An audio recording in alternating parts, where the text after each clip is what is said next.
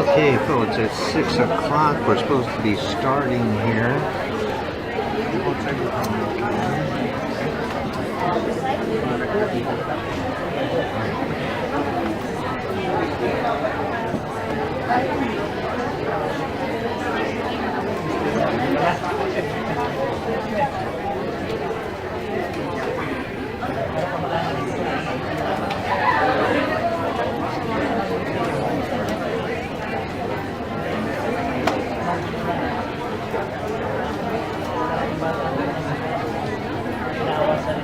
And just in password, if you go to the YouTube site, go to 426 Board has SS study session, and a lot of good information about how to construction and how to expand the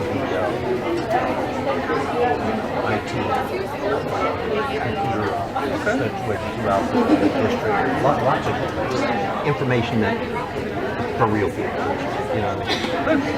Oh, thank you.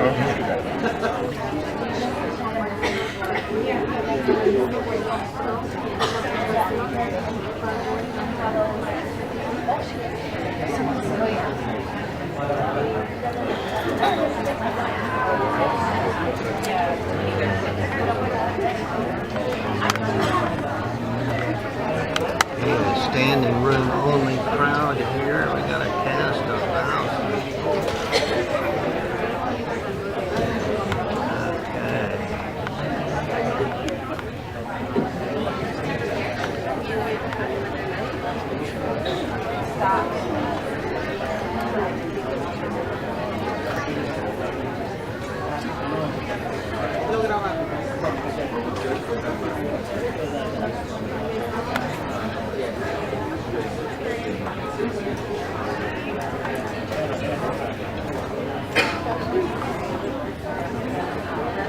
Okay, folks, the show is about to begin. Also note that the back row is full too. They have a whole bunch of stuff out there in the hallway and on the patio.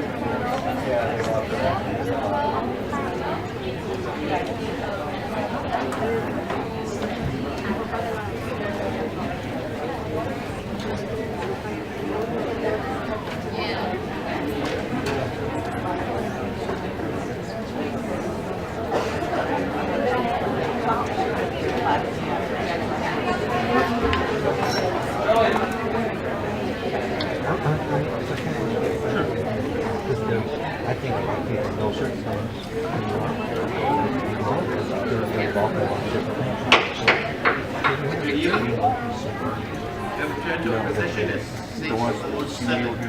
You the man. You're going to have the class. We have flag salute to honor the pledge of allegiance to the flag by Blandford Elementary School student CNLA.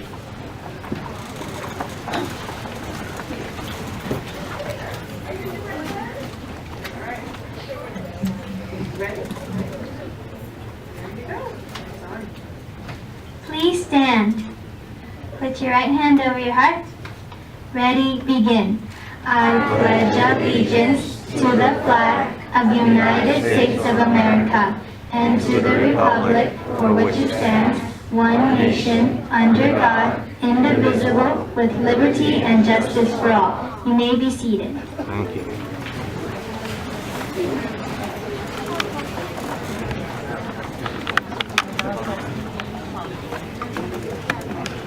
Closed session report. Is there anything to report? So nothing to report. A closed session tonight. Next, we're going to move to board organization. I'm going to turn this over to Dr. Mitchell. Perfect. Thank you. This evening we have significant number of recognitions, so thank you for everyone to come out and support our students and for the many items being recognized tonight. We're going to start to recognize our For Us Foundation Student Scholarship recipients. Thank you, Albert. We have Albert Chang and Sue Pei who are here to present these scholarships. Board, you want to? Hello, where would you like, that's really loud. Where would you like this? Over here? Like you right here. I'm over here. Okay. Very good. Well, thanks for having us again. We're the Friends of Rural Youth High Schools Foundation, otherwise known as For Us Foundation. Our purpose is to raise funds for student scholarships and classroom grants, and tonight you'll hear all about the great recipients that we have coming up tonight. So, just like to start off with saying good evening to the board members, to the community, and to Mr. Humphreys. Thank you. All right. This year, the For Us Foundation received 11 outstanding student scholarship applications. Out of those 11 applicants, we awarded 3 $750 scholarships and 4 $500 scholarships, for a total of $4,250. Do we have Alex Joseph Moreno here from Nogales High School? Alex, are you here? Okay.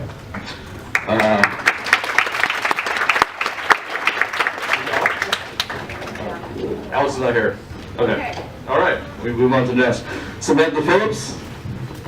I saw her in the hallway.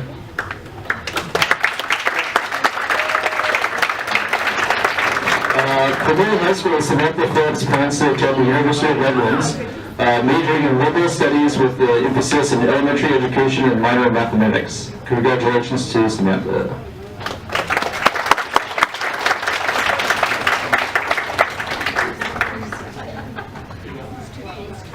Was there a picture? Picture done? Oh, okay. Diane Lamb from Nogales High School, is she here?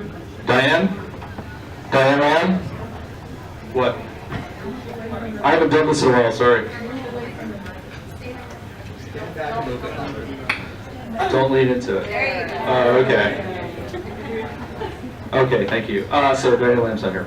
Okay, Luis Marquez from Nogales High School.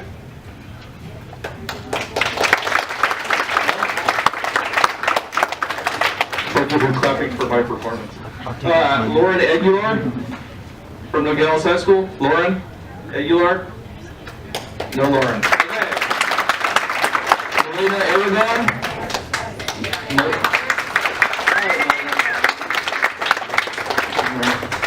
From Nogales High School, Melina Aragon plans to attend either UCLA or UC Davis, majoring in microbiology, immunology, and molecular genetics. Congratulations to Melina.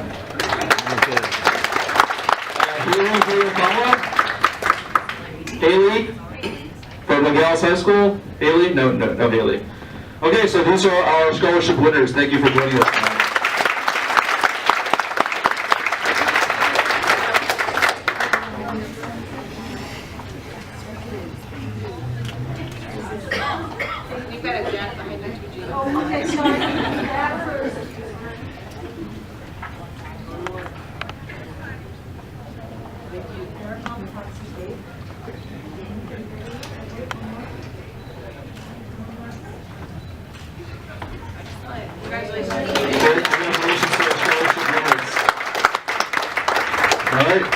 Stay up there while I try to master the microphone. This year, the For Us Foundation received 22 applications for classroom grants, and the board decided to to fund 5 of them for a total of $5,686.73, while potentially impacting over 1,000 students. The 2018 For Us Classroom Grants recipients are as follows. Barbara Daniels here from Blandford Elementary.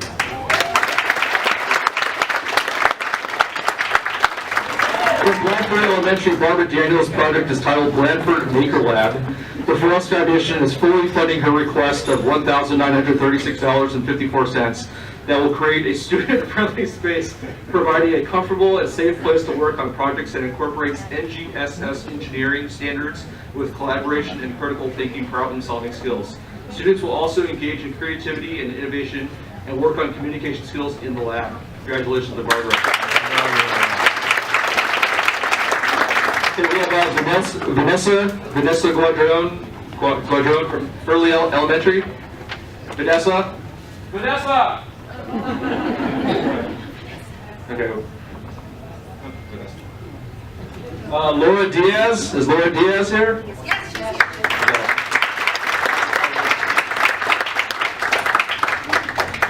Okay. From Stanley G. Oswald Academy, Laura Diaz's project is titled Hyper Duino Interactive Projects. The For Us Foundation is fully funding her request of $985.19 that students will create interactive poster boards with touch sensor LEDs to explain text, show the logic of programming, coding, and identify parts of student model projects with Hyper Duino systems. Congratulations to Laura. Sharon Selecki from Sharon.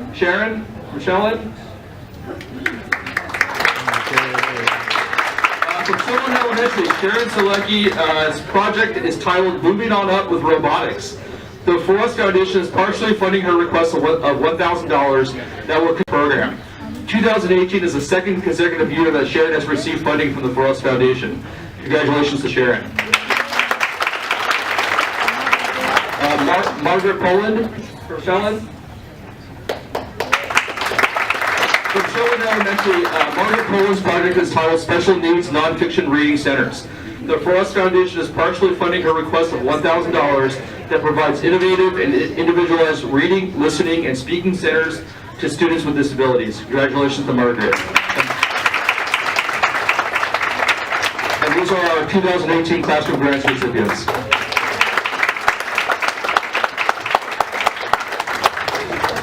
Stay here, the paparazzi still want your pictures too.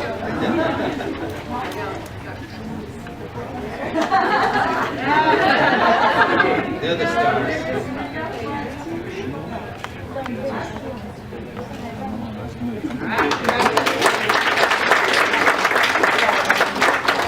Thank you for having us.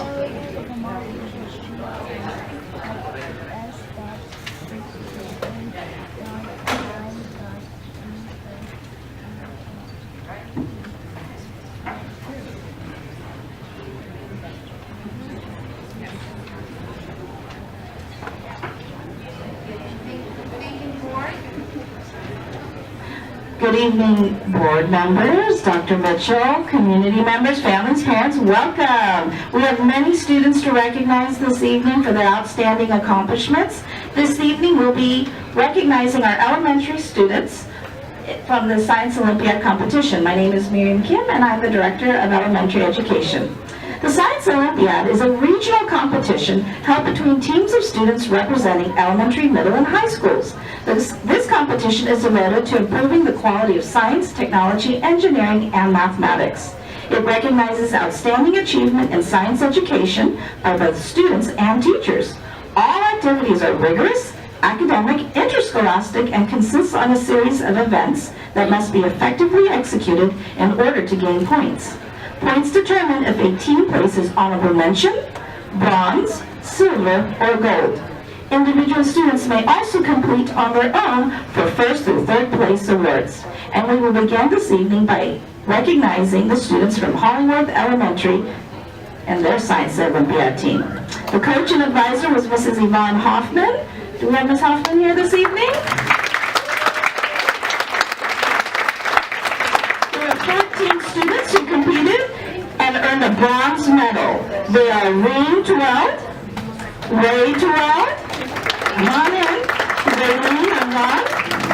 Ariane Sampaga, Jericho Perez, Sean Anthony Beltran, Noah Moreno, Isabel Gonzalez, Natalia Ainsworth, Kristen Wen, Caitlin McCauley, Juliet Fonseca, and unable to join us this evening are Kari Fernandez and Jose Valadez. Congratulations to the Hawks from Motherwell Elementary.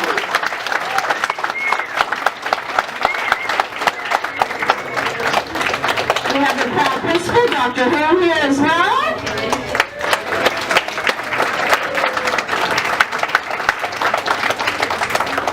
Do you guys want to arrange us so that we can all hop in the photos first? Yeah, just arrange us. You all kind of scoot around. If we turn our shoulders, there. We're going to have to turn this way just a bit. There you go. All right, parents. All right. Paparazzi first. Parents, come on forward. You can come forward. We'll also be emailing all photos tonight to the principals, so they'll have them again. Just in case your phone doesn't work.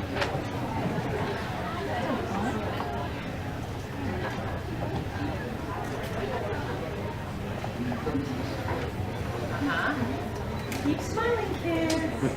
You're smiling.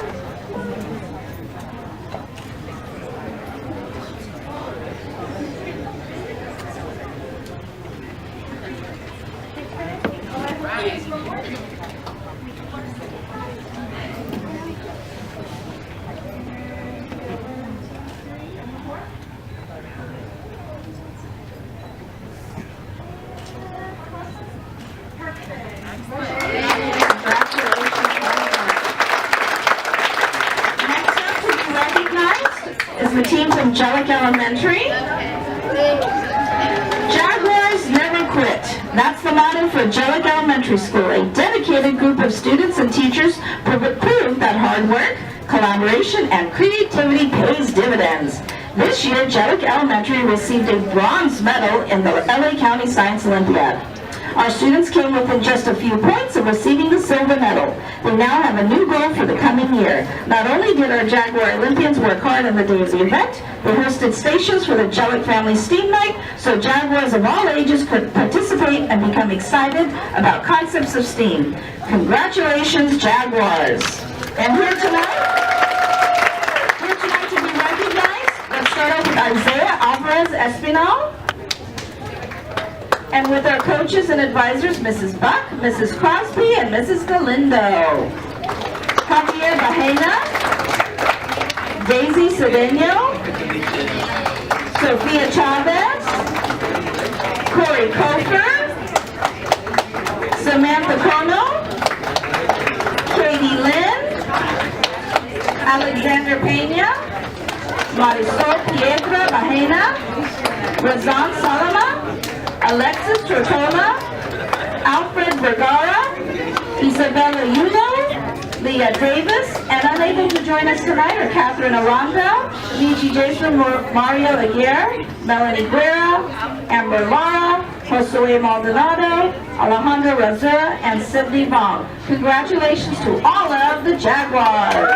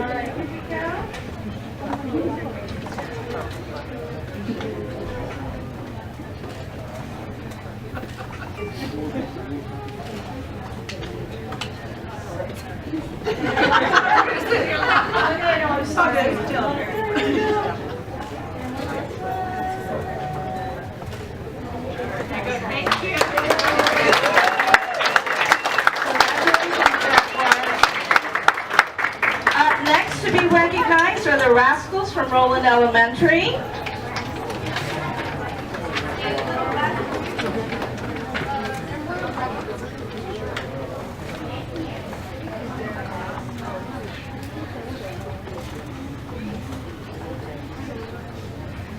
The Roland Elementary Science Olympiad team was led by their coach and advisor, Ms. Brenda Perrell.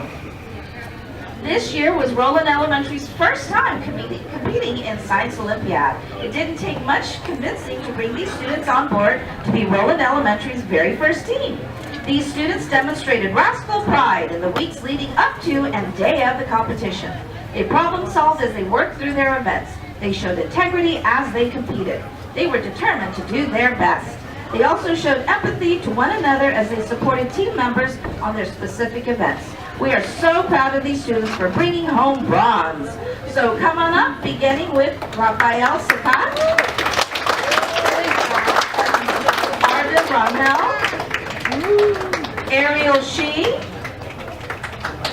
Samuel Deloya Gonzalez, Kumi Zhou, Maribel Martinez, Alana Butler Coronado, Michaela Wilkes, Ulysses Martinez, Eric Zhao, Arian Idris, Zaid Torres, and unable to join us tonight was Justin Maida, Diana De Hoyos, and Anakin Fish. Thank you, Roland Rascals.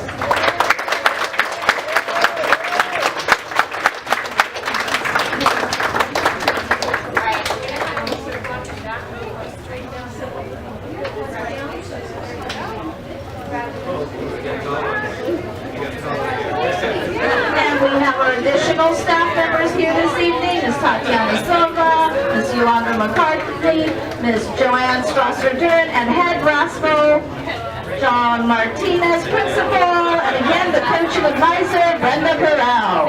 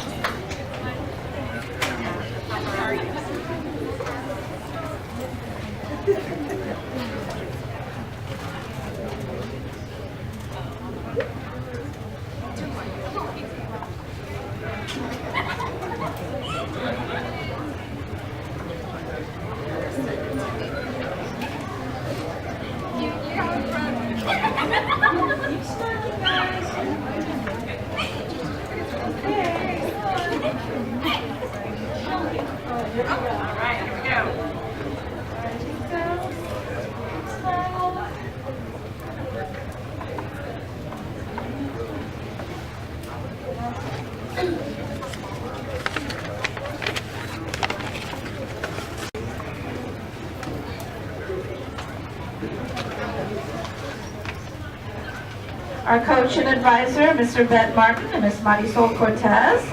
The Urbina Elementary Science Olympiad team of 16 students competed alongside the other Roland Unified Schools and earned a bronze medal for their performance at the Science Olympiad. Students here tonight to be recognized are Luis Chavarin,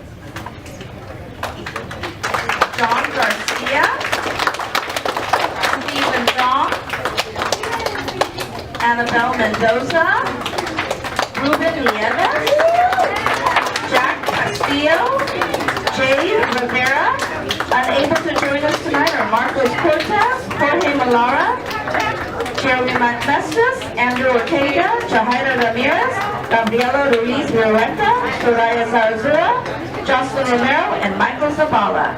Congratulations, Cheetah, from your Cheetah.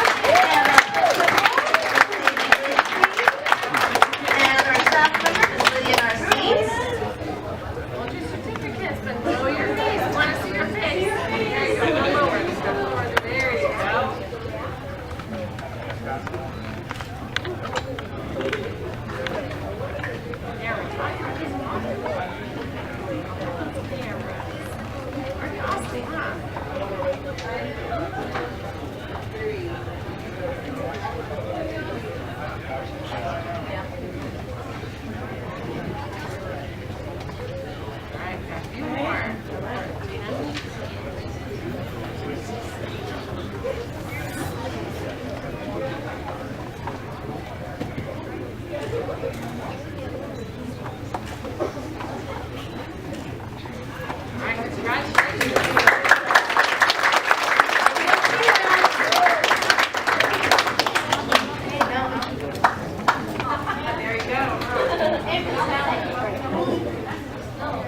The next school to be recognized is Telus Academy, their Division 8.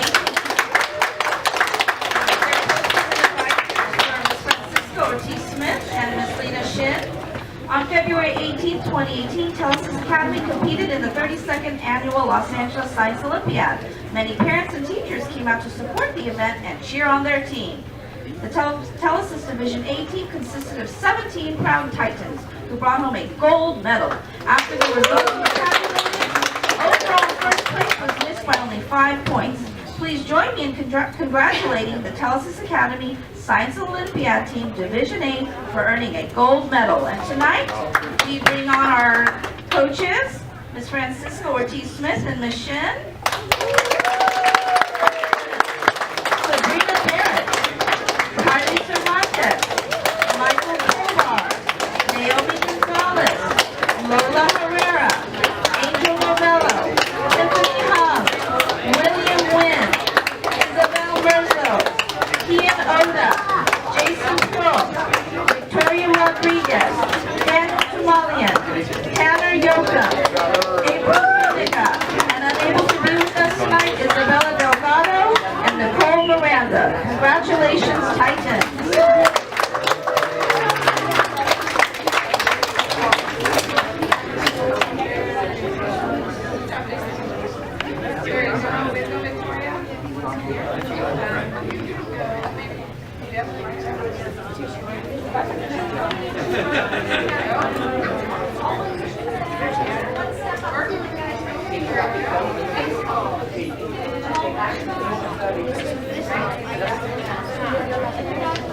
That's right. All right, maybe have a third one. Maybe I might get some of these in front. So, should I put a third one? Okay. All right. Get a picture.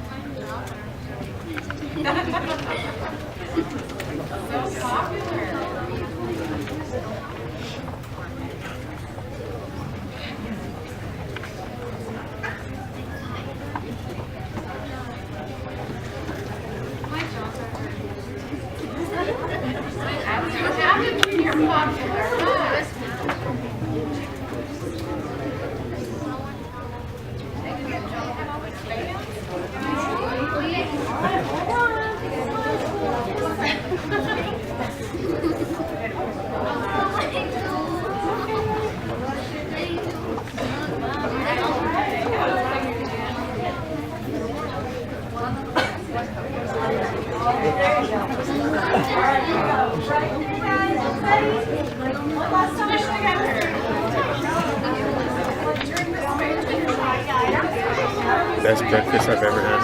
You got that right. T-shirts aren't bad either. No, they're not.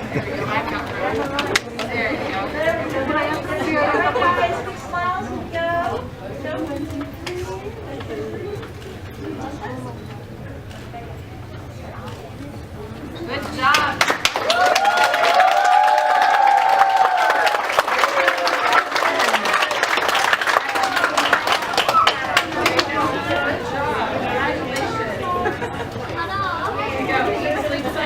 Sit next to Roy. Okay. Here.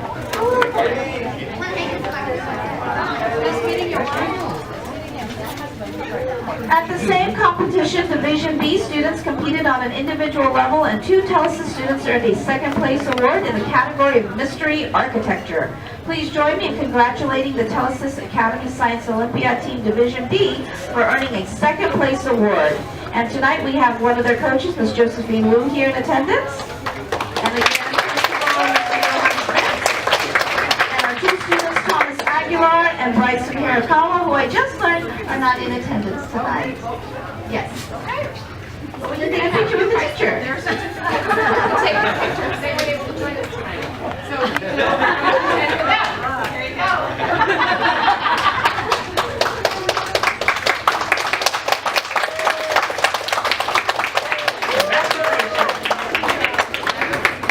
Thank you.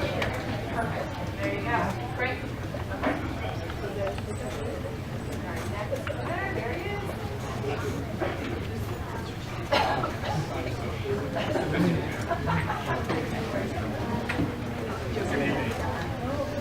Good evening. We are here to recognize the Roland High School, sorry about that, the Roland High School Future Business Leaders of America. And we have our principal, Mr. Mitch Brunier here, advisors Caroline Lukian and Daniel Luna. The Future Business Leaders of America is a national leadership and business education-oriented organization that offers leadership opportunities and competitions in business topics. This year, the Roland High School chapter sent 40 competitors to the Southern Section Regional Competition. Over 850 students from 22 schools competed at the event. Roland High School students received 38 awards for placement in the top 10. You can clap, that's fine. For placement in the top 10 in various events, and 22 of those were for placement in the top 5. Those 22 students qualified to move on to the state competition from April 12th to the 15th at the Ontario Convention Center. The competition included 93 schools that comprised of over 2,100 students. 5 Roland students, Stephanie Guo, Joanne Kwan, Maggie Liu, Kimberly Kang, and Alexa Stefano, received an award for placement in the top 10 in Accounting 1, Accounting 2, and Personal Finance. Out of 120 competitors for advancing accounting, Stephanie Guo placed 3rd, and Joanne Kwan placed 5th, which qualifies them for both the national competition held at the Baltimore Convention Center in Baltimore, Maryland, June 28th to July 1st this year.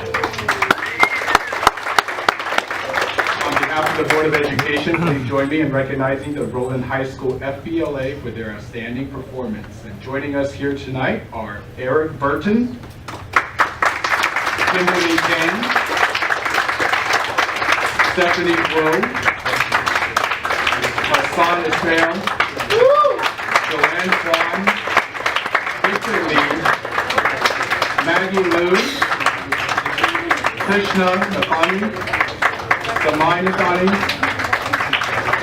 Katrina Pan, Alexa Stefano, Wing Yi Siko, Grace Wijaya, Victoria Wong, Serena Wu, Bo Jenny Zhang, and Jeffrey No.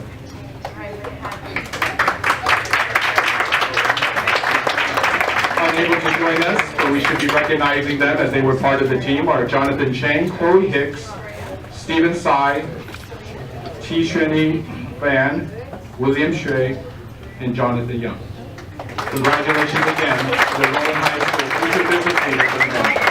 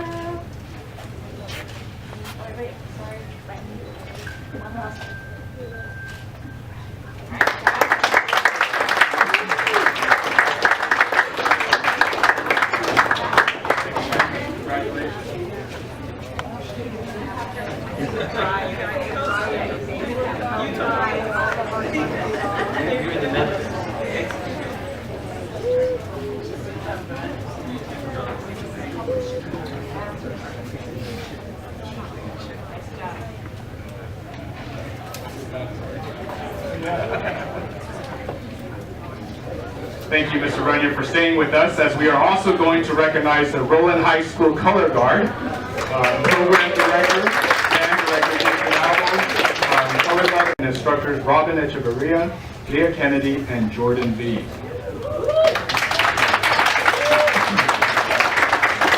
The Winter Guard Association of Southern California is the largest and most competitive color guard circuit in the country, with over 300 guards competing this last year. From Las Vegas to San Diego, Roland was able to rise to the top of the ranks. The Guard earned third place to capture the bronze medal in the Scholastic Open Division, the second highest division out of 8 available for high schools in the circuit.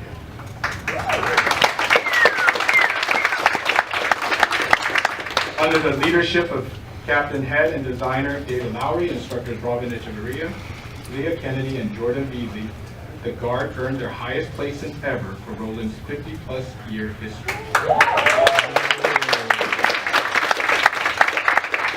So please join us in congratulating the Roland High School Color Guard and their outstanding performance, and all Color Guard members are here today to be recognized. Carissa Alvarado, Robin Chang, Crystal Chu, Phoebe Chuang, Crystal Joy Concepcion, Maggie De Leon, Olivia Flores, Stephanie Garcia, Iris Gomez, Brianna Hernandez, Connie Huezo, Cassidy Lee, Janai McDonald, Faith Mora, Madeline Moreta, Kaylin Narvaez Manalase. Oh gosh, I apologize. Sophia Sedano, Isabel Huang, Nicole Wong, Winnet Wong, Erica Yan, and Ina Zerabini.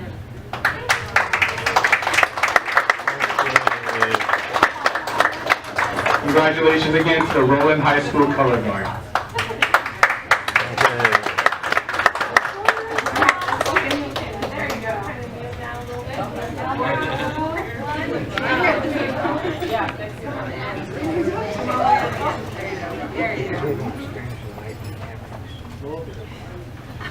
That's what you need, Gina. A picture of taking a picture.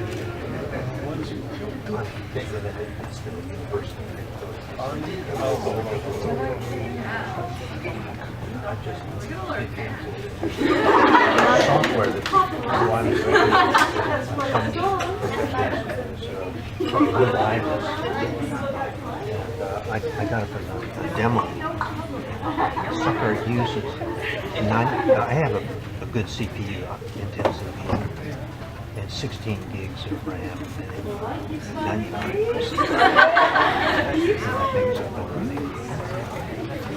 You know?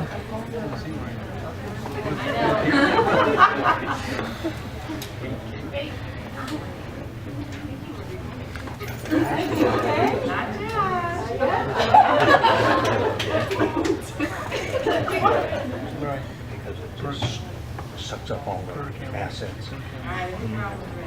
I'm just running.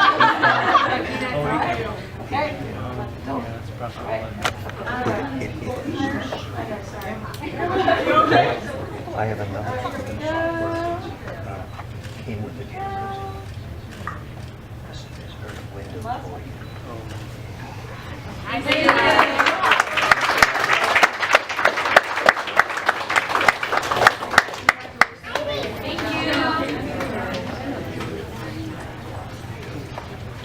You know what they say about those guys? You can't keep the thing and get that up. All right. Everybody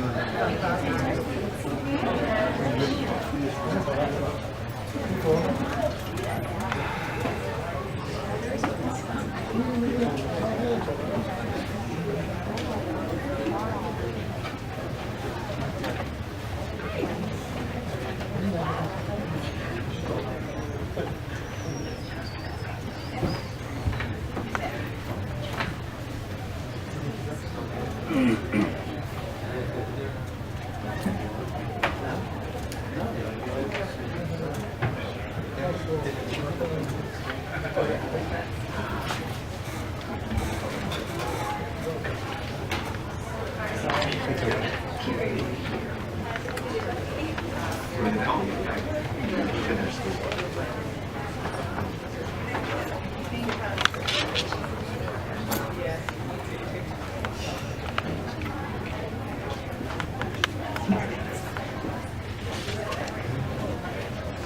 We have empty seats in front, so the people in the back, so you're free to move to the front. Okay. So I'd like to thank the Blandford Elementary students, parents, staff, and the community members for providing refreshments at tonight's board meeting. Thank you. Good night. So next, the Blandford Spotlight Report. Report highlighting Blandford Elementary will be provided by Suzanne Wong, 6th grade teacher, Vicky Shepard, librarian, and the 6th grade students, Sienna Lay, Kylie Fan, Robert Shepard, Alan Lee, and Faith Lee. Blandford.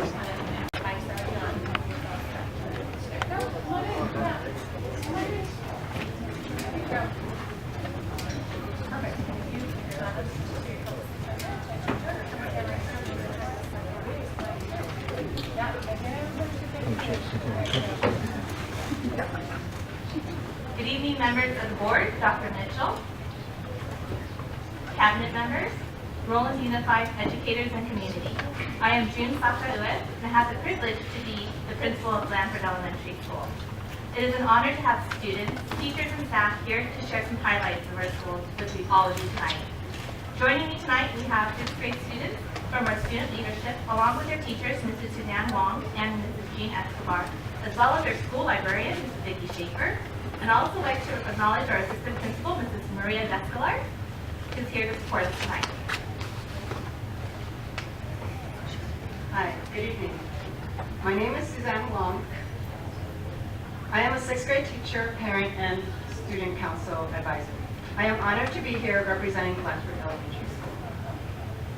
I have been at Blandford since 2001. I've taught 2nd through 6th grades. Currently, I teach 6th grade reading and social studies. I am also a parent of a 3rd grader. She has been a Blandford Bear since 2014. She is fortunate to be part of the innovative learning at our school, such as number strings and math talks. In addition, we have many great programs and activities at school. Tonight, I would like to highlight one of these programs, Student Council. As an advisor, my role is to promote and encourage leadership skills. I am proud of all my student council members and especially my cabinet. They have been running meetings, making decisions, coordinating with teachers and students, and problem solving, to name a few. Tonight, I brought along with me Sienna Lay, President, Faith Lee, Vice President, Kylie Fan, Secretary, Alan Lee, Treasurer, and Robert Schaefer, Class Representative. They will share their experiences in leadership and other programs at Blandford. Here is Sienna Lake, Student Council President. My name is Sienna Lake and I'm the Student Council President at Blandford Elementary School. I'm very excited and pleased to be here today. Blandford has taught me so much and has helped me grow as a person. Blandford has many amazing teachers who help us and teach us how to be better Blandford students. Some even help with extracurricular activities that I'm involved in. One amazing extracurricular activity that we have at Blandford is Student Council. Student Council has given me the opportunity to be more interactive with our school. It has helped us become more responsible, respectful towards our peers, teaches us leadership skills, and work together with different personalities. Being the Student Council President has given me the opportunity to interact with both staff and students and from various grades and has taught me so much. It has given me the opportunity to become a leader. For example, I get to lead our meetings and make announcements to the school. I also plan activities for the school with the help of the representatives and the Student Council Cabinet. Student Council has allowed me to create strong bonds with the representatives. We work together and problem solve any issue that occurs in an activity. Student Council has also taught me to become a role model. Student Council, people look up to me and I want to act my best and be a positive example for all my peers. Although I'll no longer be attending Blandford next year, I'll never forget how much it has shaped me to be the girl I am today. Thank you. Next, we have our Blanford Vice President talking about our pause.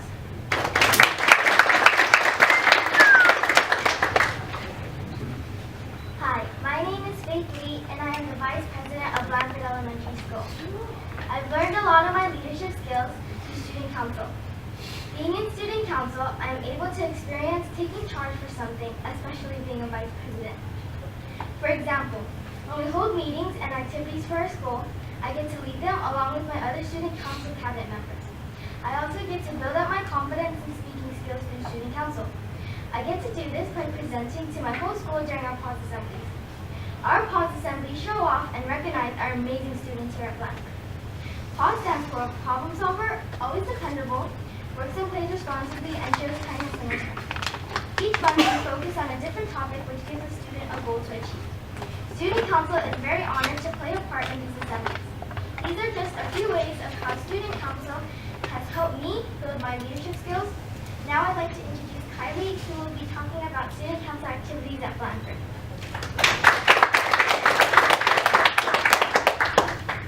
Hi, my name is Kylie Fan, and I'm the Secretary at Blanford Elementary. Today, I would like to share with you about our extraordinary Student Council program, which has personally given me the opportunity to gain valuable skills that will benefit me throughout my life. Student Council is a program that offers students the opportunity to lead, plan, and coordinate school activities and provide updates to students and staffs on the upcoming event. Student Council has monthly activities to create a fun and friendly school environment. We make these activities to get students involved with our school. An activity that was enjoyed by most was our Do You Want to Build a Snowman, which involved using pretzels, marshmallows, and candy to make a snowman. Another activity that was memorable was Change Your Name Day, which allows students to get creative and change their names. The key skills I've learned from these experiences are leadership skills, public speaking, organization, listening skills, and how to effectively work on a team to achieve the same goal. It's definitely been a rewarding experience. Next, Robert will be sharing about our sports program.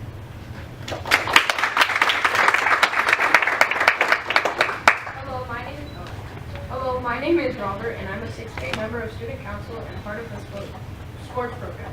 First of all, I've been part of the softball and soccer teams since 4th grade.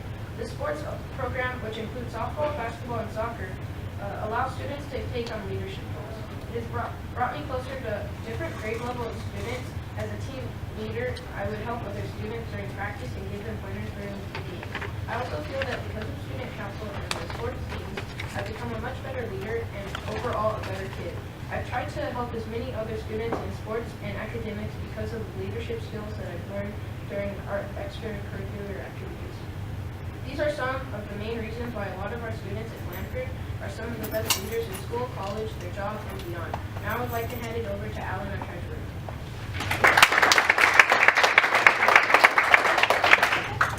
Hi, my name is Alan Lee.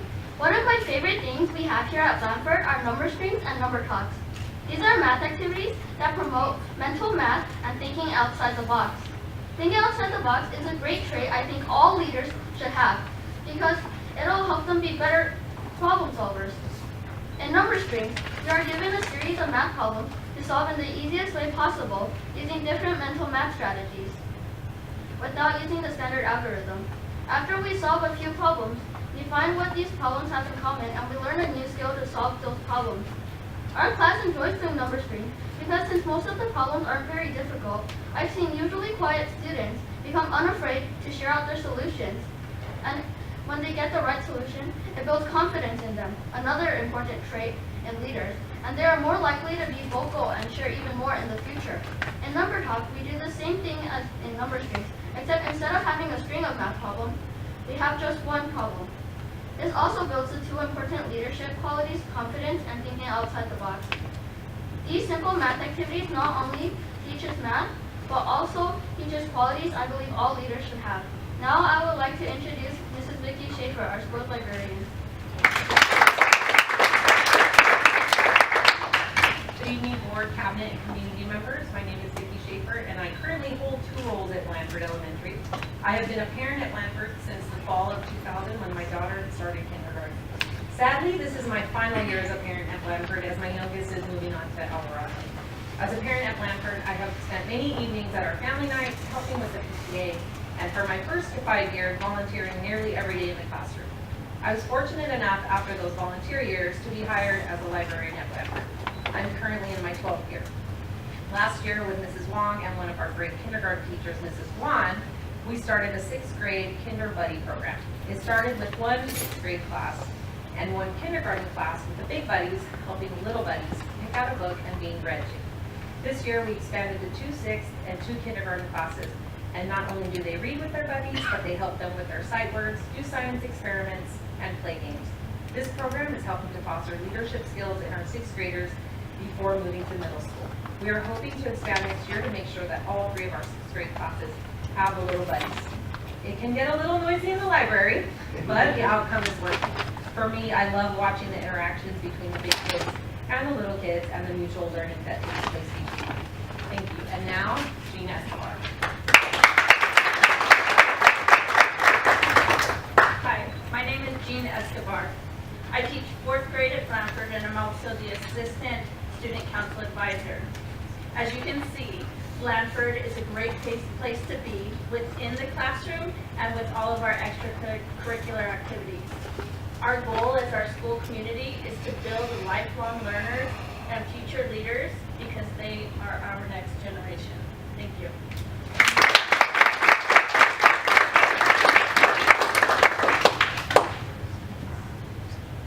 We're going to get a picture of all of them before you speak out. So, Jean, there's no speaking out. I'm coming. Yeah, that would be great. Thank you.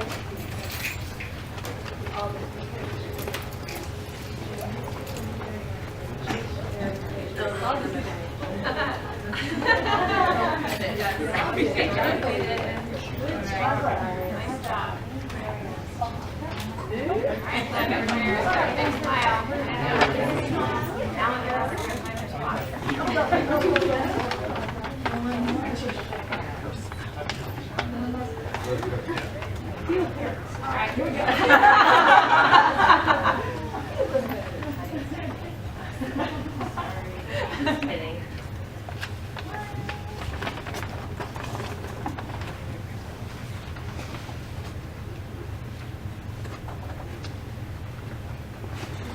Next.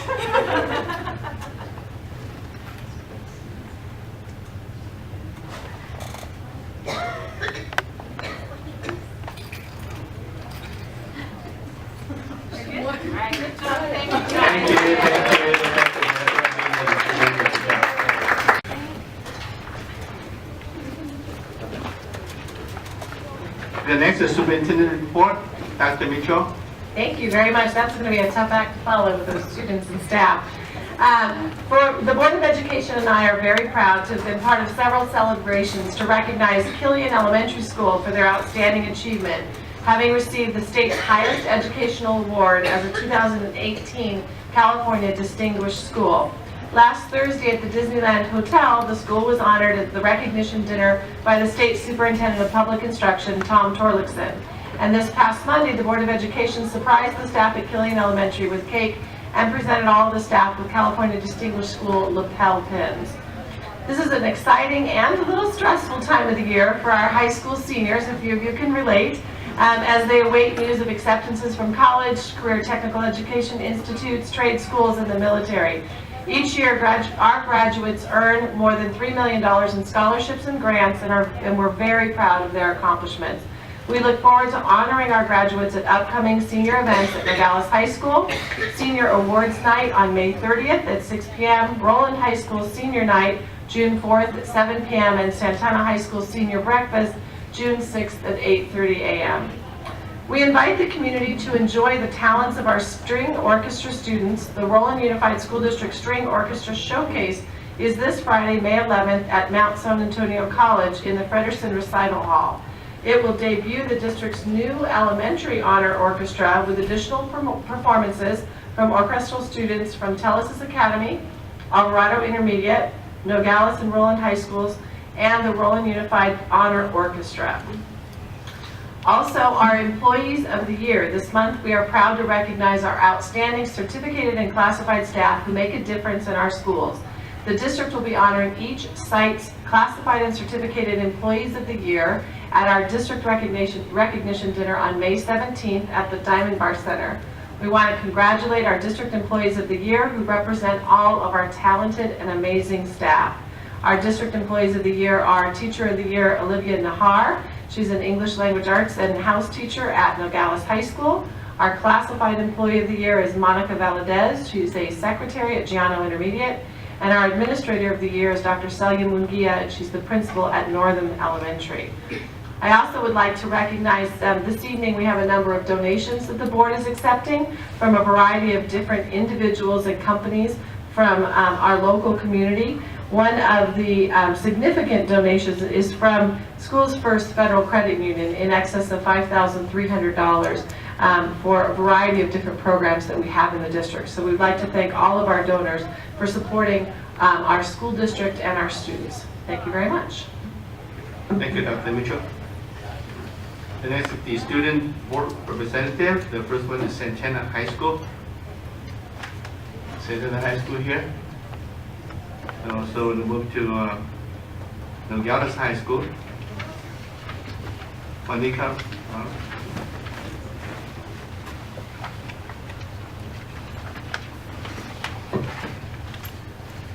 Good evening, Superintendent Dr. Mitchell, members of the Cabinet, and members of the community.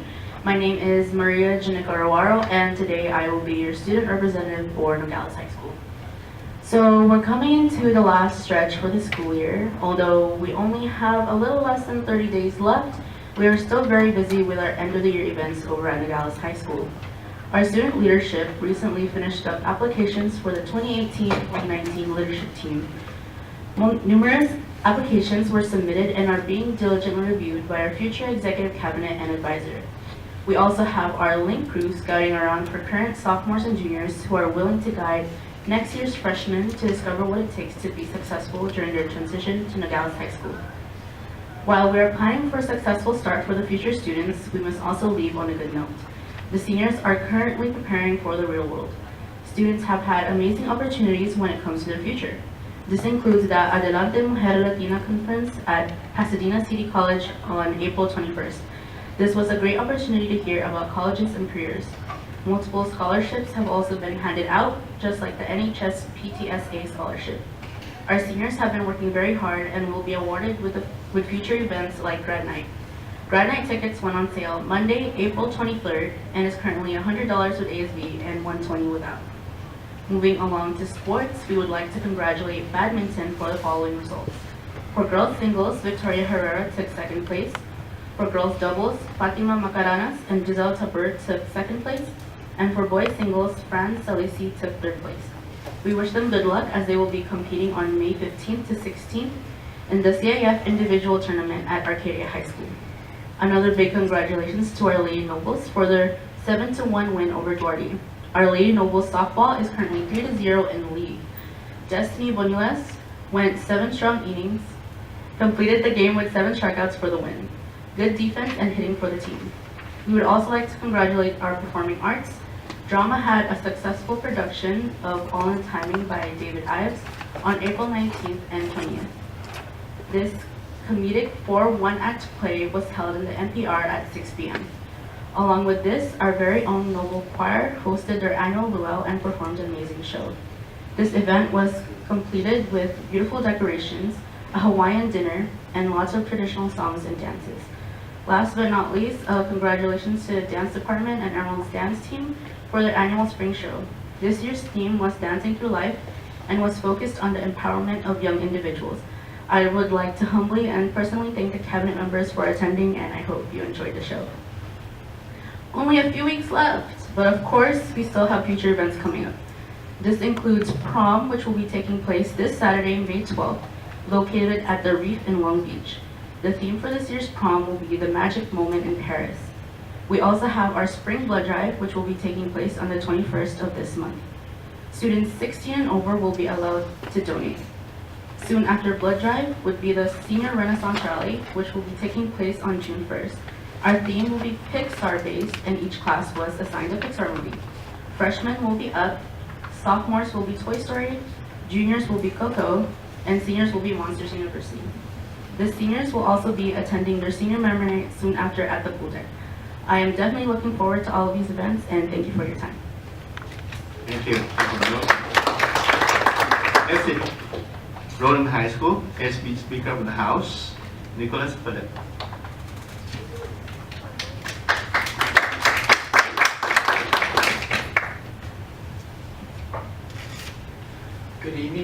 Good evening, Mr. President, members of the board, Superintendent Dr. Mitchell, and members of the audience. My name is Nicholas Phillips, and I am the student representative for Roland High School. Since the last time we met, a variety of things happened for Roland. On April 16th, we had our annual April Senior Event BYOS, Build Your Own Sunday. Here, seniors were able to create their own ice cream combination with a variety of toppings like Oreos, whipped cream, and chocolate syrup. As an added bonus, seniors could bring a college rejection letter and receive more ice cream, making a sad thing into a happy thing. The next week was the countdown to the 2018 prom. On Wednesday, the prom court conducted dances during lunch. Each couple were gorgeous and had cute dances to entertain the crowd of people staring in awe at them. On Thursday and Friday, we executed the Every 15 Minutes program. We would like to thank Dr. Mitchell, board members Ms. Pride and Mrs. Freeman for their participation in the program. As a participant in the program, I can tell you firsthand the valuable lessons, information, and friendships that I've developed from participating. I would also like to thank the school administration and district support for this program. Saturday, April 21st, we had our prom at the Majestic in downtown LA. Seniors and juniors had a blast, and it was the first time at this new venue, and it was absolutely amazing. On May 3rd and May 4th, our choir program had their annual pop show. This was the last performance our choir program has, and it was 3 hours of amazing singing. It was at our community center up the street, and I would like to personally thank all the board members and district personnel who attended to support our choir program. Beginning this week, students began to take AP and IB tests. As you can imagine, this is a very stressful time for our students. These tests will go into the end of next week on May 18th. Also starting this week, we had our Staff Appreciation Week. Instead of having one day of the teacher, we expanded the idea to be inclusive for all of our staff, as well as be a week long. Every day we are showing our staff how much we appreciate all they do for Roland and its students. Each day they are receiving something small but sentimental, a personalized poster, Post-its, highlighters, thank you cards, and even a staff luncheon. Throughout the entire month, we are having community service events each weekend. Each weekend we are either going to a food pantry or a senior home and help out for 3 to 4 hours per time. At the end of the month, on May 25th, we have an end of the year assembly for our seniors in which we celebrate 4 years of hard work and dedication. Later that night, we have a Powder Puff event where the senior girls and junior girls play each other in flag football, and senior boys and junior boys compete in cheerleading. On June 1st, we have our Senior Sunset event where we watch the sunset on our last day of academic school. There, we have a barbecue and play games in the stadium. At 7 p.m., our Comedy Sports program hosts their last match hosted in the gym. Roland will host 2 award ceremonies, one on May 29th at 3:30 and the other on June 4th at 7 p.m. Both ceremonies are in the gym. Also on June 4th, we have our Senior All-Day event where we have a senior talent show, Mr. 2018, and a hypnotist. Our athletic program has excelled in the spring as our track, swimming, and boys tennis all were league champions. We wish our 3 teams good luck as they compete in CIF. Our track members will compete on Saturday at Moore Park, and our swimmers will compete tomorrow at CIF finals at Riverside Community College. Boys tennis will play next week. Our final event that concludes my term is graduation, themed Embrace Today for a New Journey that begins tomorrow. It will be on June 7th, and I will look forward to seeing all the board and district personnel watch my classmates and I walk across the stage for our big day. It is a big moment in our lives and concludes one chapter of it. As a senior reflecting on my 4 years of rolling, I have learned and experienced that a Raider is supposed to be an embody. I learned the Raider goals of being a thinker, communicator, and contributor. Thank you.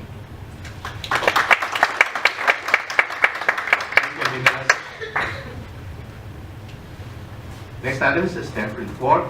We'll hear the update from the staff on school and the district safety. Dr. Mitchell. Yes, thank you very much. So as you know, as a board, we have embarked on a number of significant changes throughout this school year to enhance safety across our campus. And so I have asked Mr. Flores to share with the board a number of those different reports. Frank's going to take a picture.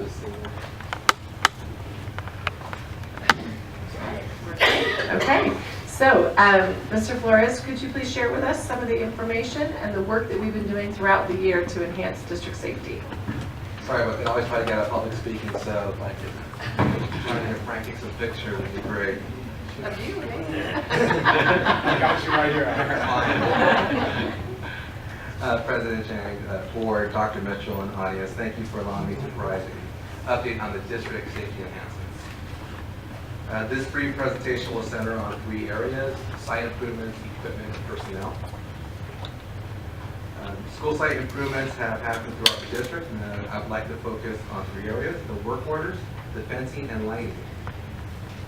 All work orders are prioritized with safety issues being given greatest priority. As you recall, we have over 500 work orders that are every month that our district staff complete, and safety issues are first handled. Over 4,500 linear feet of new fencing has been installed. When possible, 6-foot high fencing is replaced with 8-foot fencing.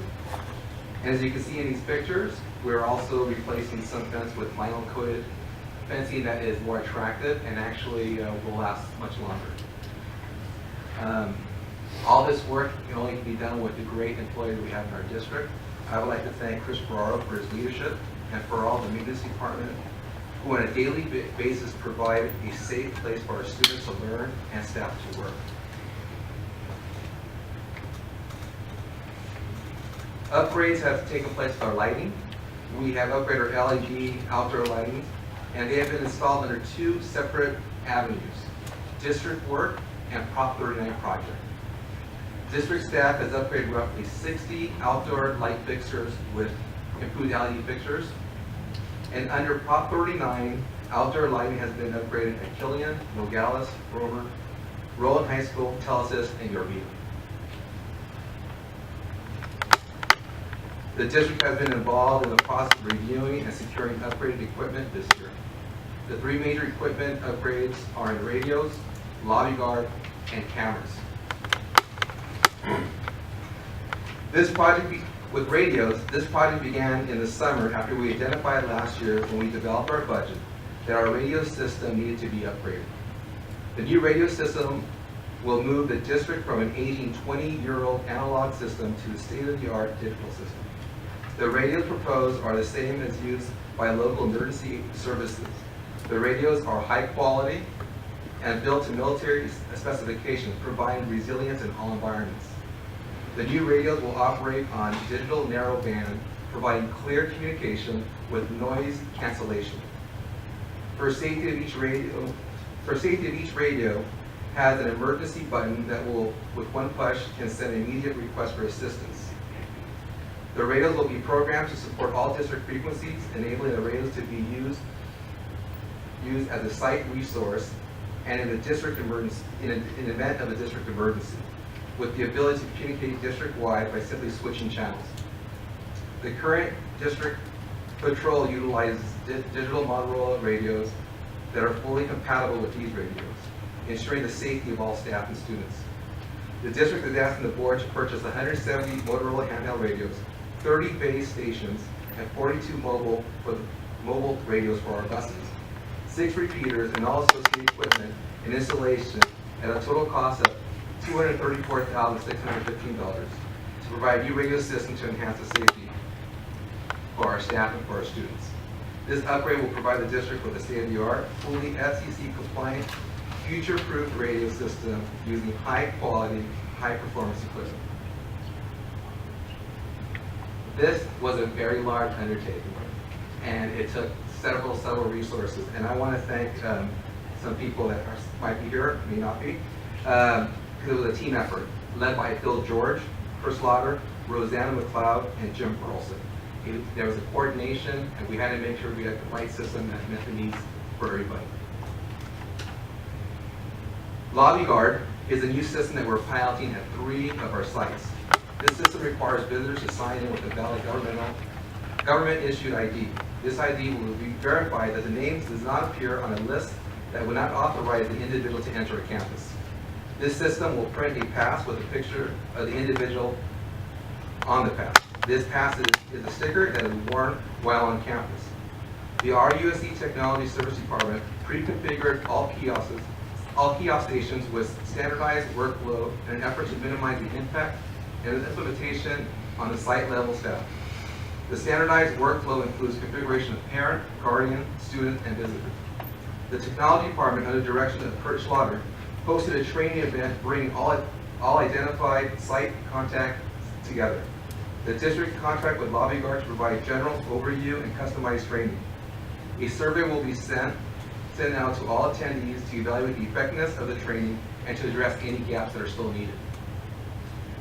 The kiosks are very new, and we're hoping to gather information regarding the usefulness in the upcoming weeks to provide a recommendation of purchasing a system for each school site next year. Again, I want to thank Kurt Schlatter for his leadership on this project and also for the attention to detail. This year-long project of security cameras is coming to a close, and we're looking forward to bringing to the board a recommendation of purchasing a district-wide camera solution at the June 5th board meeting. Tonight, we have placed an agenda item for the ability to purchase the system through a piggyback bid. The team has worked very hard researching different solutions, including working with an independent camera expert to provide the district camera locations and camera specifications. The team has visited other school sites, other districts, spoken to professionals in the field, and researched several systems, including working with Cisco and visiting their center at the campus at UCI. The solution will have us installing roughly 421 cameras district-wide. Recording will be for approximately 21 days, with playback, exporting, and timestamping will be available. The cameras will be set with motion detection, heat mapping, and video analytics to alert users as the event happens in off hours. Infrared images are used in low light and dark scenarios. Again, this project took a very long time. It's a very large investment of over $1 million, and we want to do it correctly. Again, I want to thank Chris Barr, who led this, with the assistance of Phil George, Kurt Schlatter, and this is a major procurement process that requires either piggyback or bid process, and to make sure we got the best system and the best pricing, we did both, and that was, my hands go out to Rosanna, who I think is here too.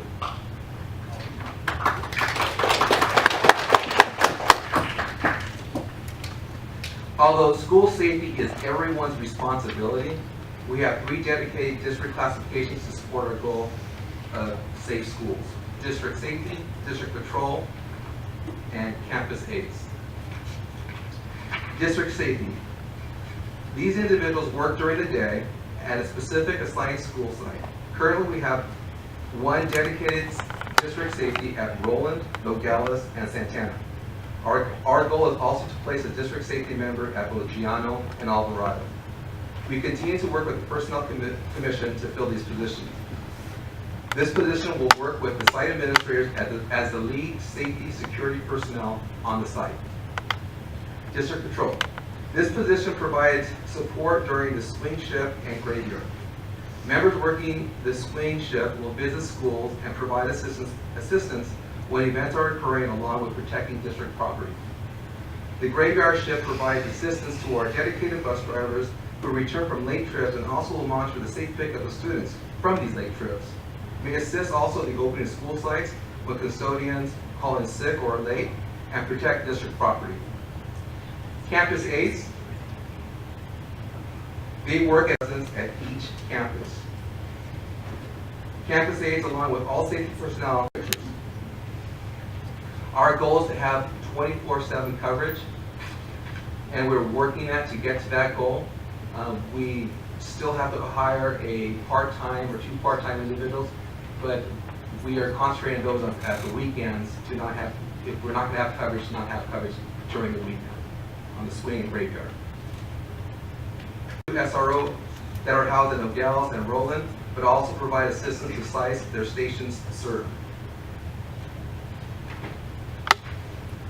All of this work and this commitment of resources, energy, could not happen without the direction of the board and the superintendent. As an employee of this district, I want to thank you for making it safe for our district, for our students, and for our staff.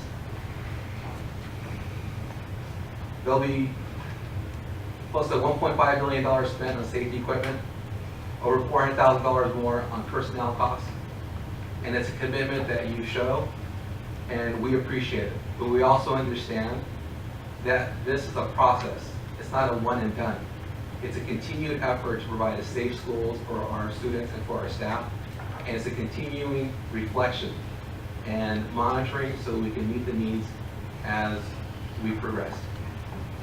Thank you. I too would like to thank the board for their commitment to safety as well. As you know, that this has been something that we have been talking about and addressing and slowly working on for well over a year. You can just walk away.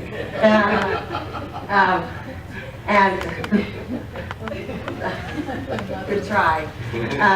And lots of action was taken in the fall of last year in terms of looking at radios and cameras and equipment and so forth, vehicles, etc. So I just would like to thank the board for your commitment as well.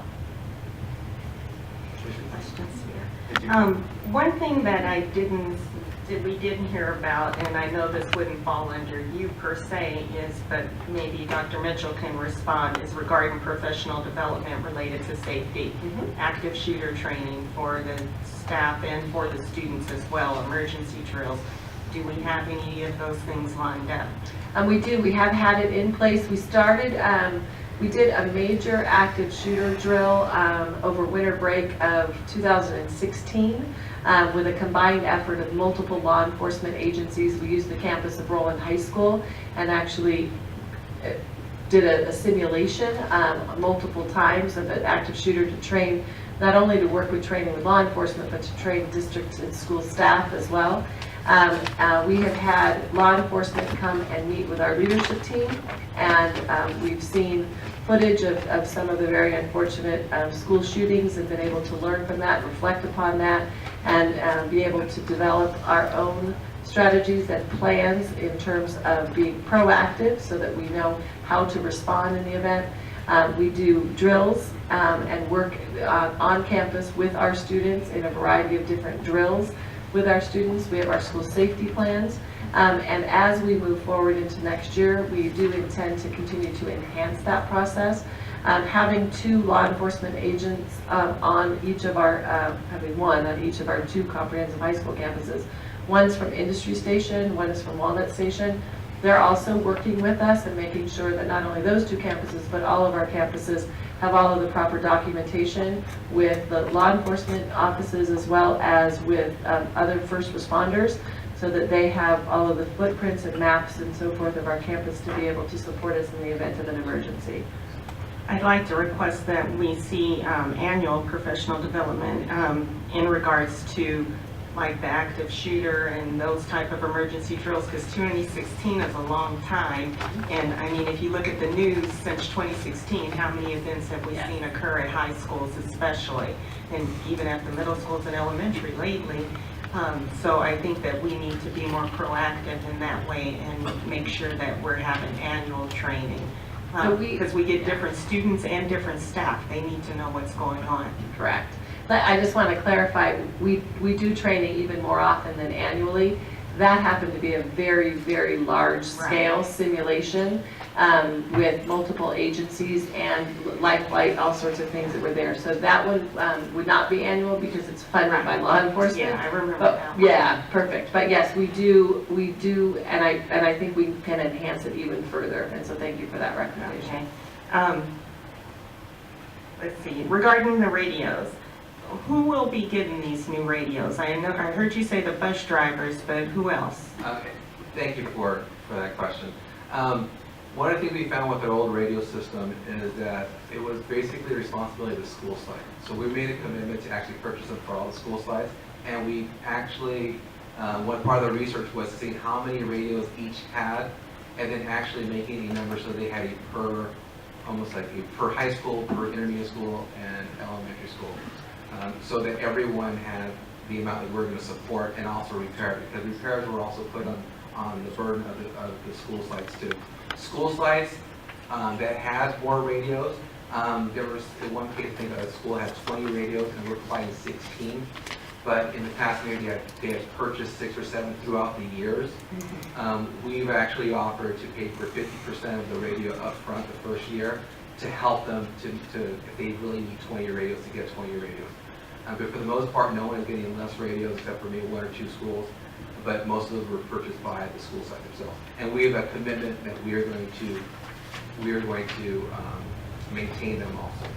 And then for like here at the district office, will Dr. Mitchell and Cabinet, yes, you guys have one in your offices as well? Yeah, I just asked that we had the handheld radios for our cabinet members. Also, we have base stations here, okay. And we're also going to have some additional radios as loaners in case if something is down while it's being repaired. They will have a radio to use. And the nice thing about these radios, that everyone's frequency will be on these radios, so they could be able to use any radio. It would be really helpful for our security staff that goes to the school site, and they can actually monitor that too. Okay, just a couple more questions. Lobby guard, who manages the list? Is that a DOJ list? That's a Megan list. That Lobby guard is updating that list and providing it on a daily basis for them. Let's see, I think there's one more here. Oh, and just thank you again for placing the SROs at the high school sites. Been hearing a lot of positive things about that, and I myself am thankful to know that they're there on the campuses. And thank you for the information you provided today. The safety staff, the ones with the goldenrod shirts, are they our employees or a contract agency? They're all our employees. Now, will they all have radios? They will all have radios. They will. Okay, and then which type of training are we giving those individuals? Our campus aides are mandated to have a 6-hour training that we provide them because they're on campus, and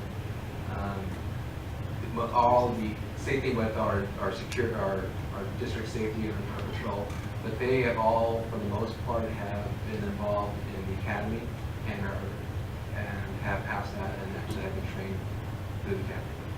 I'm thinking specifically training working in a school environment with students.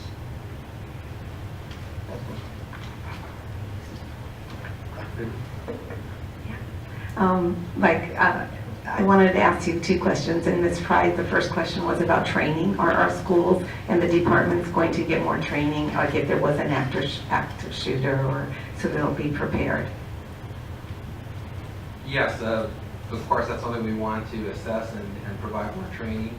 Our principals, I want to say, do a very good job of actually doing the monthly fire drills and the lockdown drills. By code, actually, our principals are doing, some principals are doing more than code requires, but they do that. We are looking and reflecting on the sheet that they turn out, that they turn in every time they do the drill, of what can be improved. And that's something we need to look at to see what type of training, specific training we need to provide also. So I saw Gianno had a big major training. I don't know if it was what it entails, but it was everything for a disaster if something bad happened. And so are the other schools, that's what my question is going to be, trained, or I don't know how many have gone through this training besides them, but also the departments that are not part of the school sites. I would have to check to see. I know both on 12 to 15 of our principals and staff members went to the LA County to provide an active training shooter maybe 2 weeks ago. I don't know if they brought that back and they're working with their staff. I'm actually not familiar with the training that they did. So by next year, all the schools will be probably trained. Oh, great. Yes, this lobby guard sounds wonderful. So if the pilot goes wonderful and everything's good, or you fix the kinks or whatever, does that mean next year all the schools will have that, or what's the plan? That would be the plan. Okay. But it impacts staff, and we want to make sure that it's something that's going to be a tool that's not going to hinder the staff too. We think it looks well, and we've had like three large group meetings where everyone's giving input that they think that it's something that's going to work well. We just want to test it, we want to work with it, and we want to provide it. There's a second feature also, which is not for safety, but more of the convenience. We ordered the system that has dual labels. So if someone was to come up from a doctor's appointment late, because no one's ever late to school, and they need to check, they could check themselves in with their ID, and then this way no one would have to give them a pass, which would be really nice and save some time. Wow, very good. Thank you. It's very impressive. Great report. I appreciate it. I have a few questions. Going back to the active shooter drill, there's more than one level of active shooter drill, right? There's the big county one, or city one, or whatever they do, and then does each campus also have their own active shooter drill? So we do lockdown drills on our campuses. So we have not done an active shooter. It could be very traumatizing for kids. So we do, how do you respond or react? So we do different trainings with adults and staff when students are not present. And then with students, it's a lockdown drill. One of the comments I've heard out in the community that it's well and good to do the big one, but then everybody on campus doesn't really know what to do, only the leaders that are going to that drill. Correct. That is absolutely a concern. And we participated in the big one, if you will, as you referred to, that occurred over winter break, for our own learning, and then determining where are some things that we need to shore up from the district perspective, our communication with law enforcement and first responders, as well as elementary and secondary staff that were there, and just so that we could kind of participate in what would be, I mean, it was a pretty realistic and frightening scenario. And then took it back to leadership team and had lots of conversations with our district leadership team, and then have begun to develop different response plans. We have significant room to continue to grow in the area of training of our staff and working with students. And so just in order to be able to respond appropriately, is what you practice, is what you can do in the event of an emergency. So we have room to grow. And just recently, Dr. Mitchell dedicated a whole principal meeting to get input and to talk about drills with our principals. And that's where we found a lot of information. And from that meeting, I have actually been working with those sheriff stations to have common terminology that our principals are seeking also when it comes to the lockdown drills, from an active shooter to lockdown to shelter in place. So there's consistency amongst the whole district, but also we're dealing with two different, even though they're sheriffs, they're two different stations that have different terminology too. So we're working with Louis Denver and Aron to try to get some terminology together to bring back our principals so that we're all training, we're all speaking the same terms. I've also heard good comments about what's going on in the district safety-wise, but I wondered, how do the SROs and the other safety people report back to either their staff at the schools or to administration, so that you can hear back from them?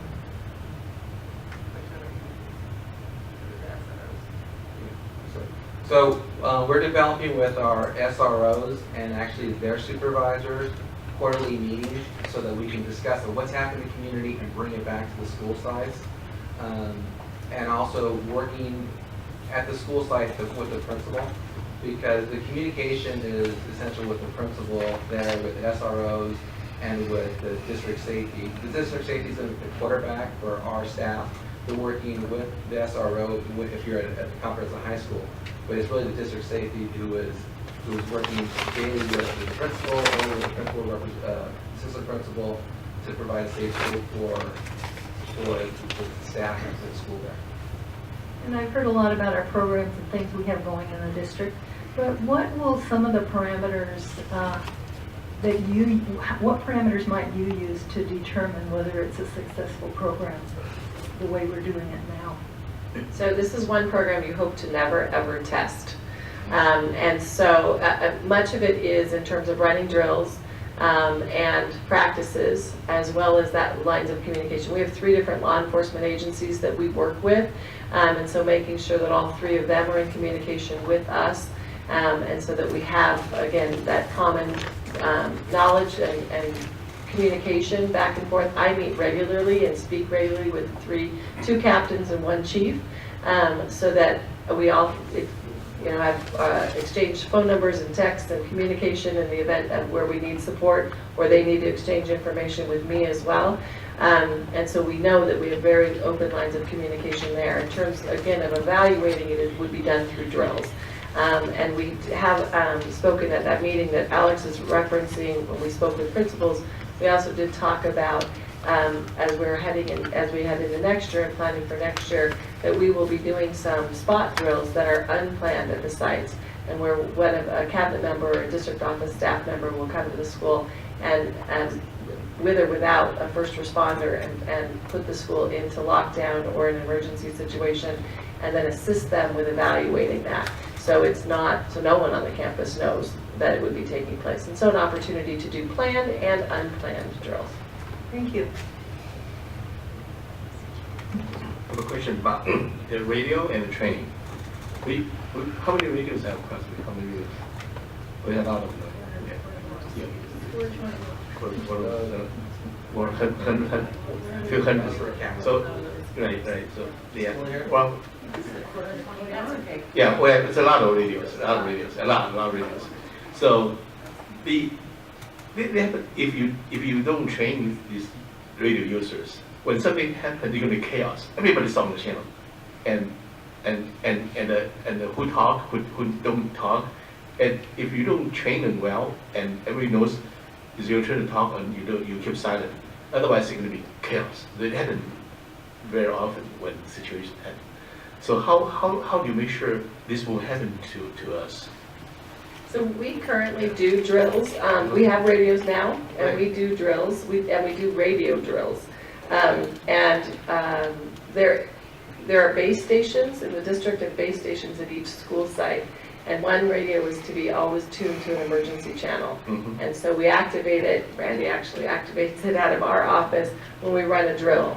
And so we test that communication. So in a district-wide emergency, or if there's a major emergency, that we then go through a district command center and on the emergency channel, and there's that protocol in terms of who speaks and who doesn't, right.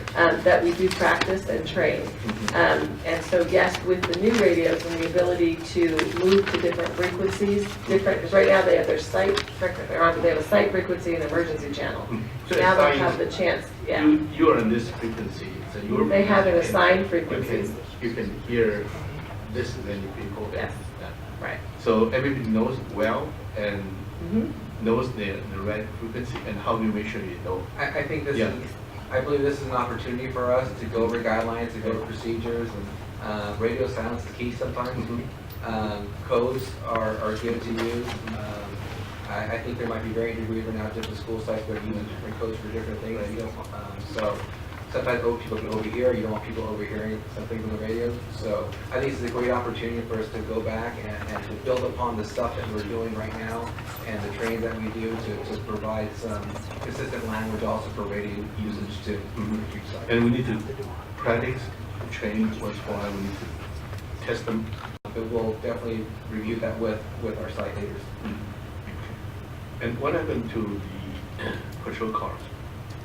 We still have the patrol cars. They've been all painted white, and they comply with law with the yellow and amber lights.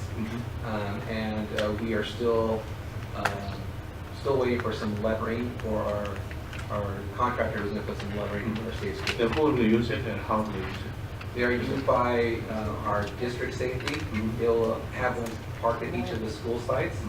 And the district patrol will we're also using 2 trucks for district patrol that will have equipment in the event that there is a window that's broken or anything like that, so they can board up the window immediately. What is your plan for district patrol? You have a certain time and route during the day? Yes, we have the day shift, which is just district safety. Then we have the swinging graveyard. So our goal is to provide 24/7 coverage, and we're doing that right now, but we're using people on overtime or sub for the weekend, and that's something we really want to work with. So we're looking at flexing our schedules, having people work midweek through the weekend, and different options like that. Okay. And my last question is, what kind of equipment they carry for those the safety staff of those people with? Provide assistance, but also to develop relationships and be very approachable for the students and for the community. Okay, thank you very much. Any more questions? Okay. Hey guys, thank you very much. Yeah.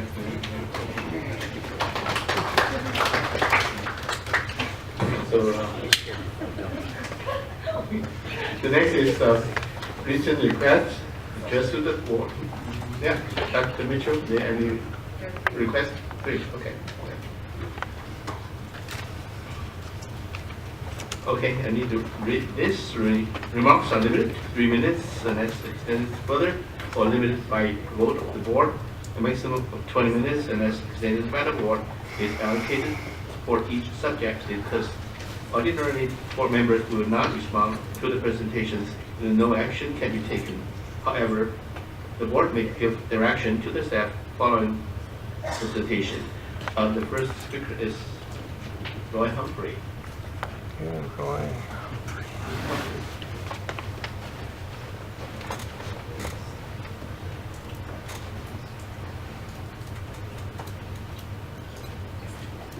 Okay, first of all, thank you for all the good things you do. Leonard Cohen said hallelujah. David Halberstam said the reckoning.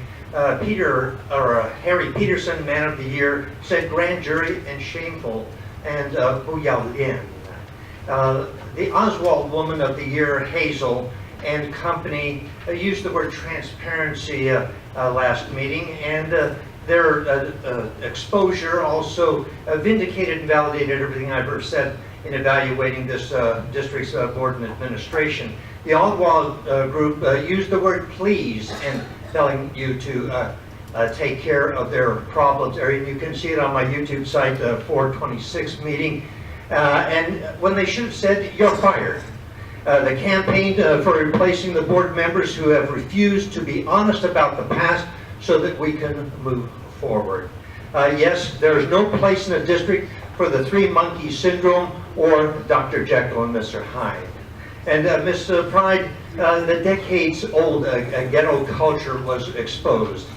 And then as to the Bond Oversight Committee, it is shameful and should be suspended. And a lot of the parents here don't even know that it exists.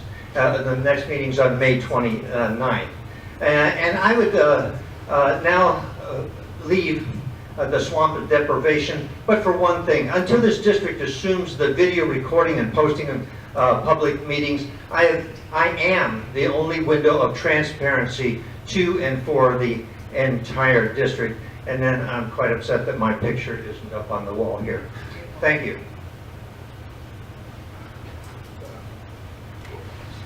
The next is Lynne.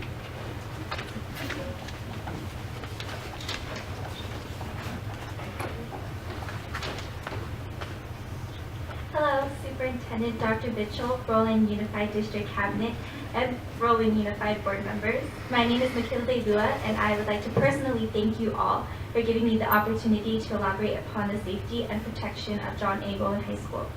As a school, safety for students and faculty is the #1 priority in terms of spreading education and learning for all students.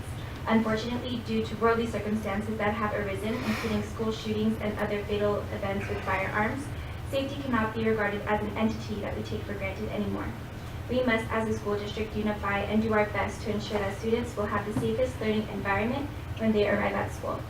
Fortunately, Rowland High School has hired a very reliable deputy on campus who not only is approachable but also is dependable in terms of security for our school. Students are now very comfortable in going to school because they know that there is a highly professional deputy who is keeping watch over them. As a student of Rowland and a representative of the entire student body, I believe that keeping this deputy is very important to the future and safety of Rowland High School. He has provided an amazing sense of well-being for our school and continues to serve dutifully for the students. While the school year ends soon, I emphasize that the deputy should be kept for future school years to come.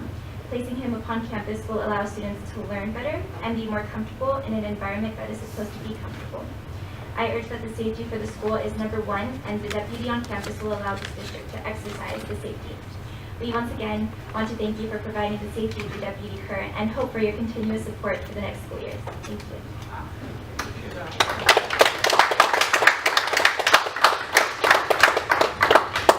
We have Shay Loman. Mr. Loman.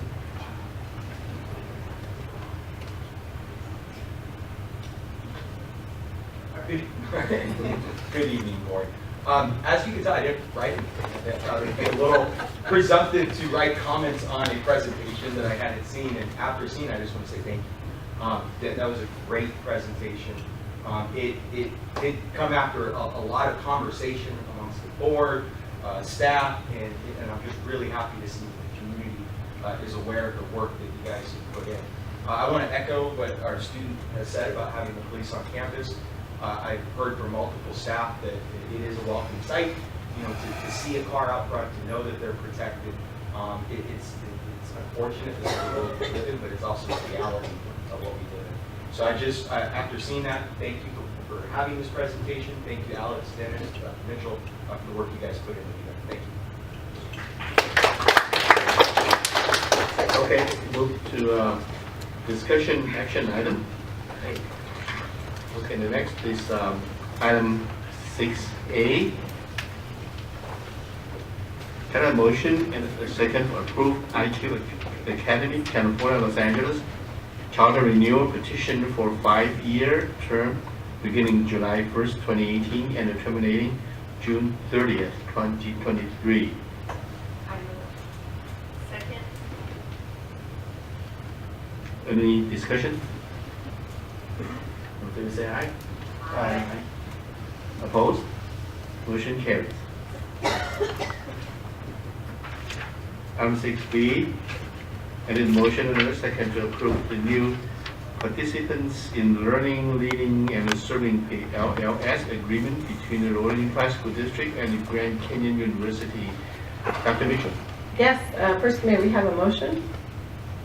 I make a motion. Great. All right. Thank you very much. This evening, I'm very pleased to thank first Frank Chang, our Director of Secondary Education, for working on another agreement to bring additional resources and support to our students in the district.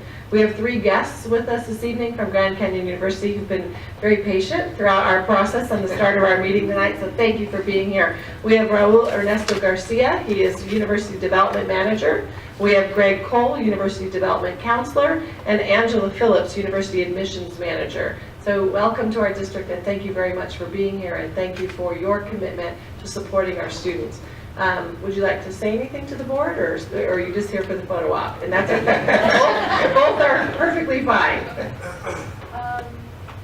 You don't have to speak if you don't want to, but you want to. Say thank you guys for allowing us and this partnership, and we just look forward to serving your community and serving the schools.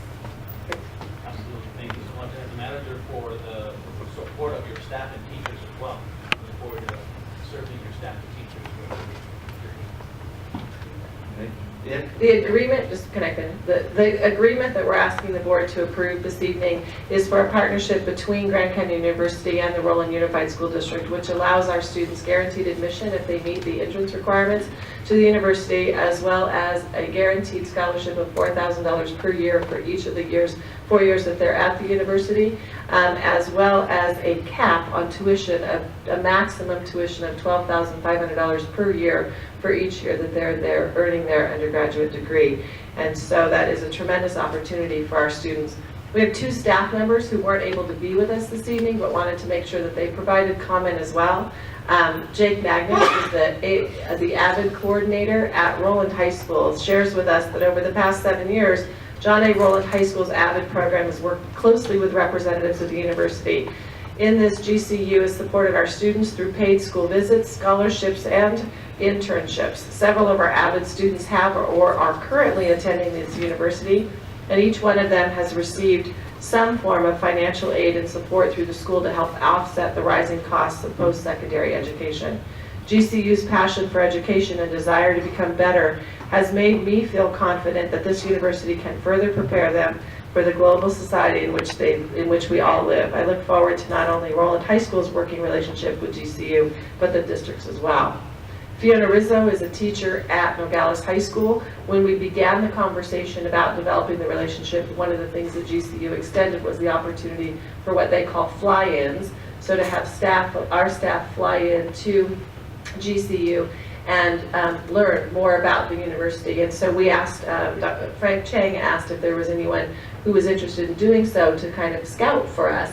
And so Fiona accepted that, and she shares with us, I had the fortunate experience of staying with GCU for 3 days and learned a tremendous amount of information about GCU, from its history, mission statement, to its current status. I'm beyond impressed with the good work GCU is doing now.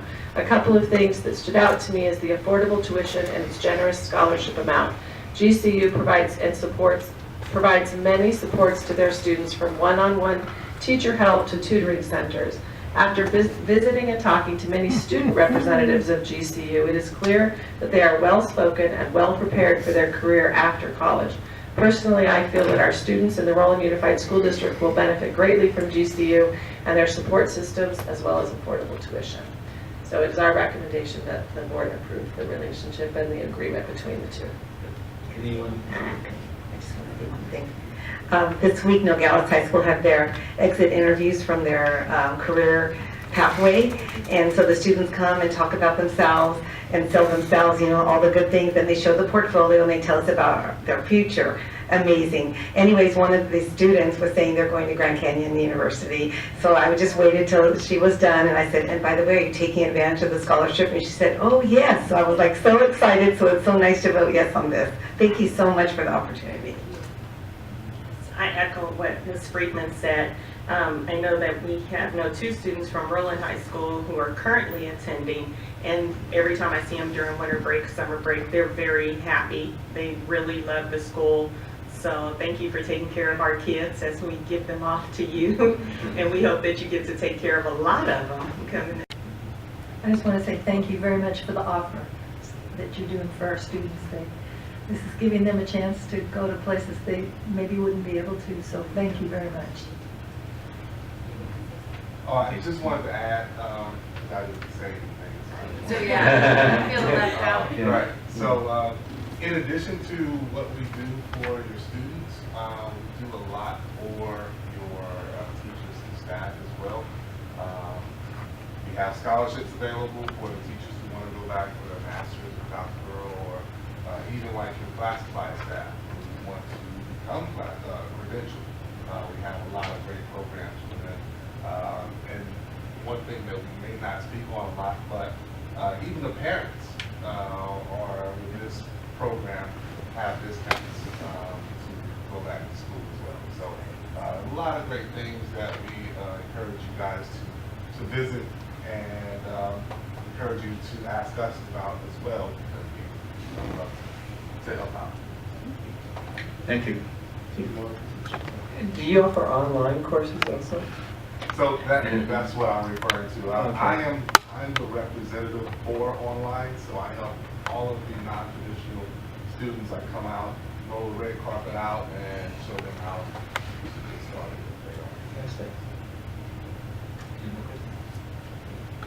Thank you very much for the opportunity to offer to our kids, and we appreciate that. Thank you.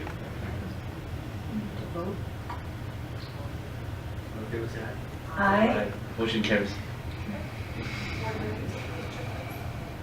Exercise, but they've waited for this phone call for a long time.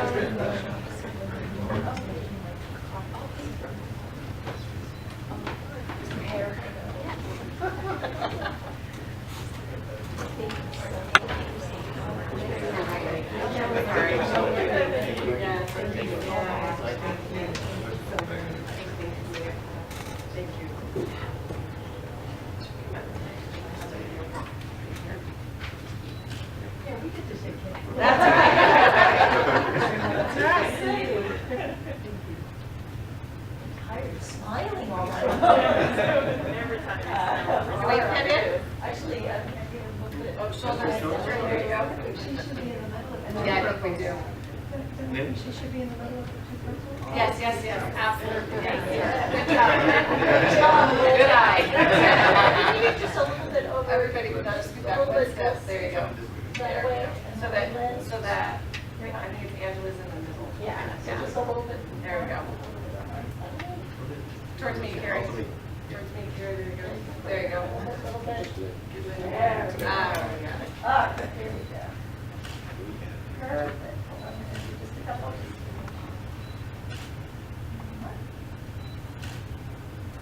Sure. All right, good job. Thank you. Appreciate your thank you very much. Yes, I actually live in the city of Lakewood. I'm very nearby as well. Sorry about all of that one. It's okay. Thank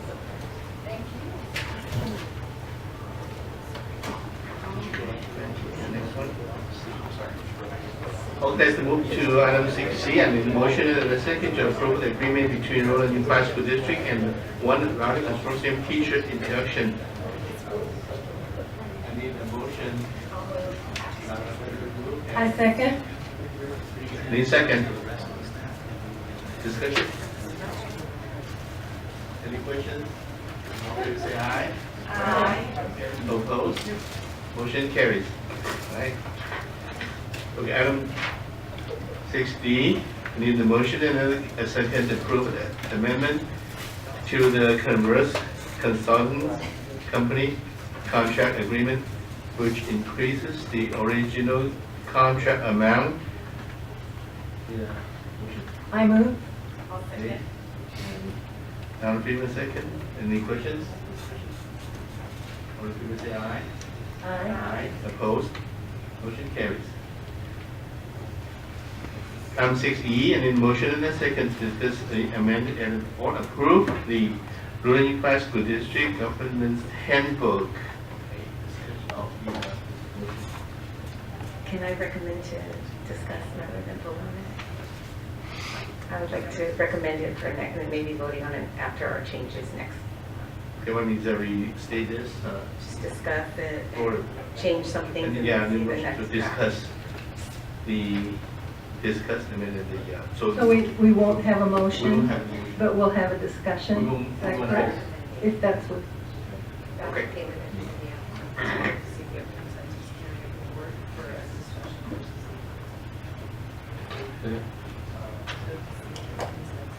For consensus of the board, discussion, and approval. It's okay with me.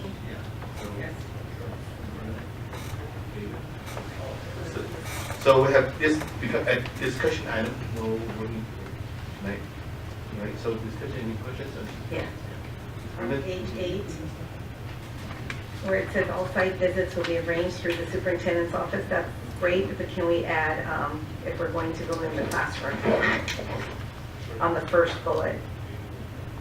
Because there's a lot of times I'll go to an awards assembly or an Avid night and no one needs, I mean, I just go, I don't really need to go through. I think that it needs to be like superintendent's office for classes, like if we're going to visit the schools for the classrooms.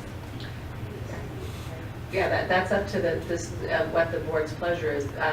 Our current practice is that when you are visiting a site, you usually let Brandy know, and Brandy notifies the school that you're coming, determines whether or not parking needs to be reserved for you, and that I think out of a courtesy, then we let the principals know that you're going to be there.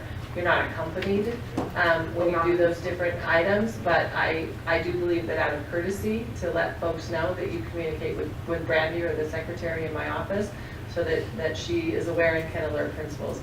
As you know, there's lots of things where times change and so forth, and you know all of the work that Brandy does in letting you know. So now I realize that one's not just, okay, I understand, I thought that was for the schools. So I know, and Brandy does an outstanding job with that. Thank you, Brandy. I really appreciate it.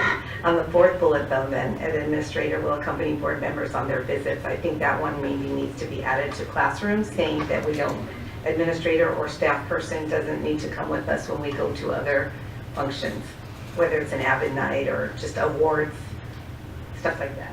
What do you guys think? I agree, and maybe just add an administrator will accompany a board member on classroom site visits. Yes. But going back to your first comment though too, I think maybe a little more clarification on, because I see what you're saying and how Yeah. the wording could be misconstrued. Maybe not arranged, because you're not arranging me going to see an Avid night. You know, you're just, you want me to RSVP through you, which is no problem.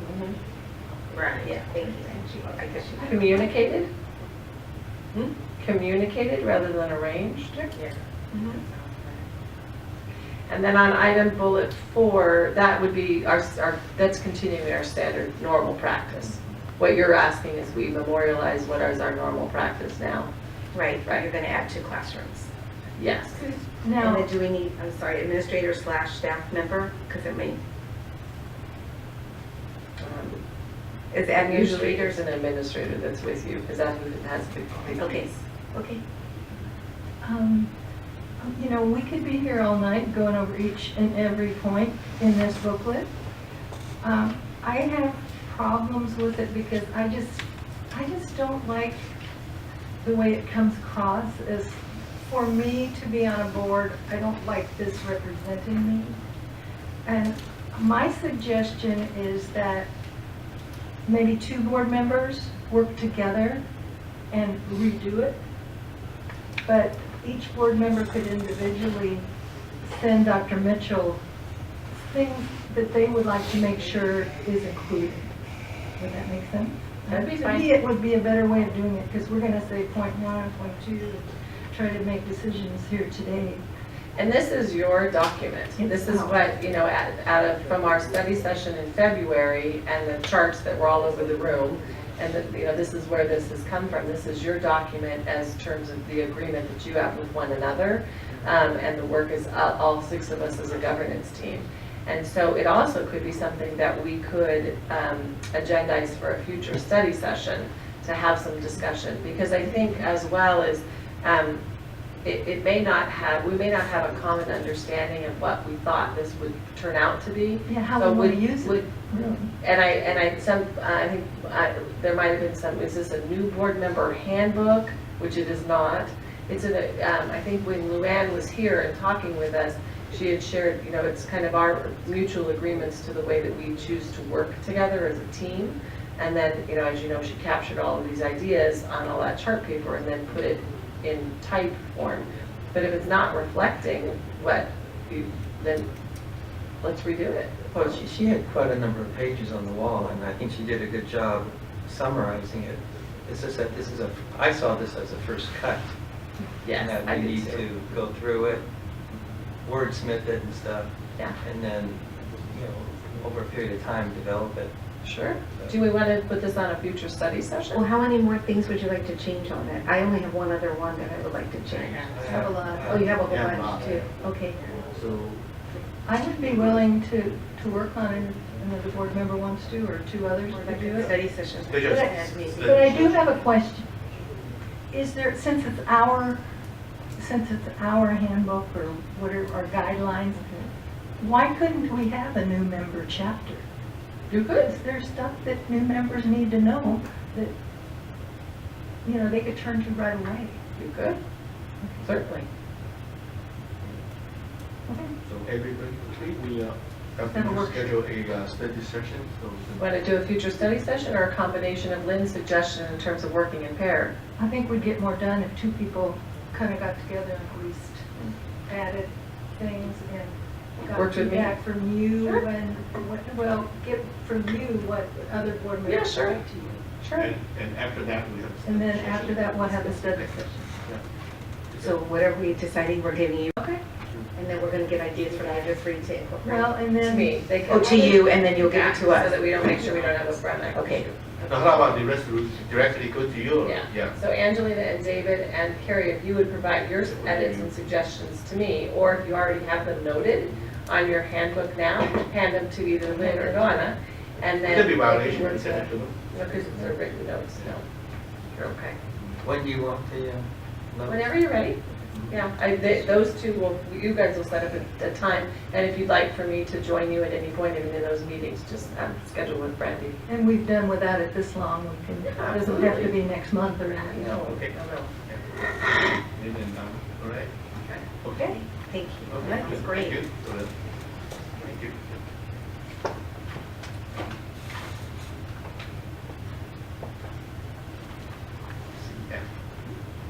Okay, 6F. The motion and the second to receive comfort with the proposed fiscal year 2018-2019 personnel commission budget. Second. Janina, second. Discussion, questions? a while back, it was discussed doing a classification study. Is that included in this budget that they submitted? No, that is not.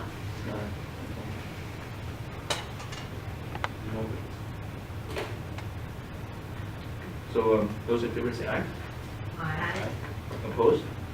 Motion carries.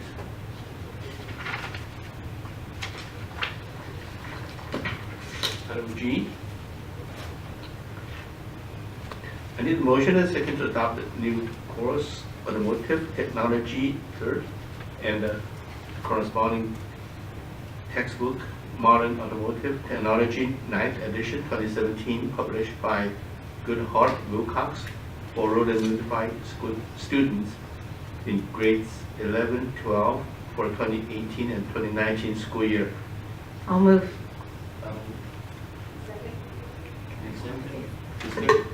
I wanted to say that the textbook adoption committee, when we went to see it, automotive class at Roland High School, Mr. Martin explained that this book has precision exams and students can access the online component for homework and interactive vocabulary. This book was huge, but it's going to help the students, so I just wanted to add that.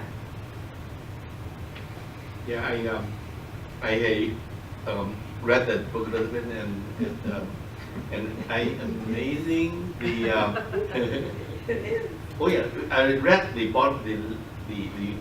last chapter because they're very interesting. Let's talk about unmanned vehicle, automatic vehicle, and new technology, and that's very advanced. So the all information in there. So I think for the 21st century students, we need that. Yeah, so it's all new to us. Yeah. We never thought about we're going to have a automatic unmanned vehicle in ride on the driver, right? So that's amazing. But it become a reality now. So yeah. I just have a question. Dr. Mitchell, when we have the textbook reviews, obviously we can't read the whole textbook. Correct. What I usually do is think of a couple topics and I look them up and to see if, what they say. Could we get a snippet, something like what Donna did tonight from the committee? Could they develop just even a short paragraph why they think this textbook is better for our students? Would that be useful? Generally, in many that you've seen here, there is no other choice, and a lot of the AP, honestly, in terms of, when you look there, because they're adopted from the state, so some of our AP and so forth, when we have had major adoptions like math and English, that has been made available, and it's a much larger adoption, And we've had full-blown pilots, and that we're able to say, and our teachers have come and presented to say this is why we value this textbook over the other, etc. So when we don't have that, there generally is very limited choice that meets the criteria for the course that's been described and developed. Okay, all in favor say aye. Aye. Opposed? Motion carries. All right, the next is 6H.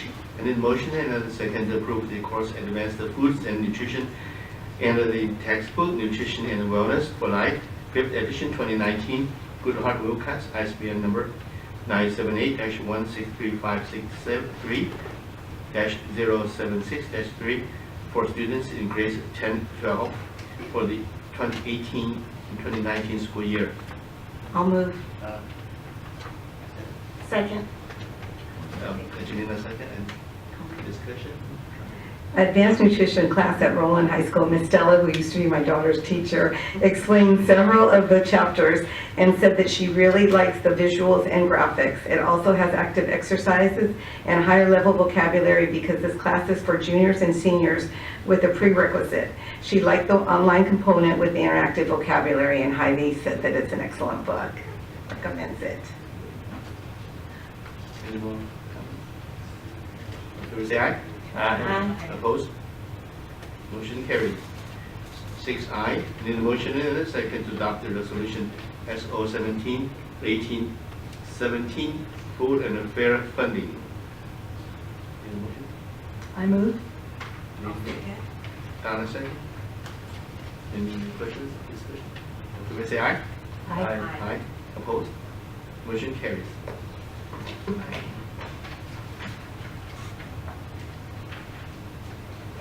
I need a motion and a second to approve the expulsion of student number 171810 from all schools and programs of Royal Unified School District effective May 11, 2018 with a referral to the county or alternative school outside of the district for placement in an educational program.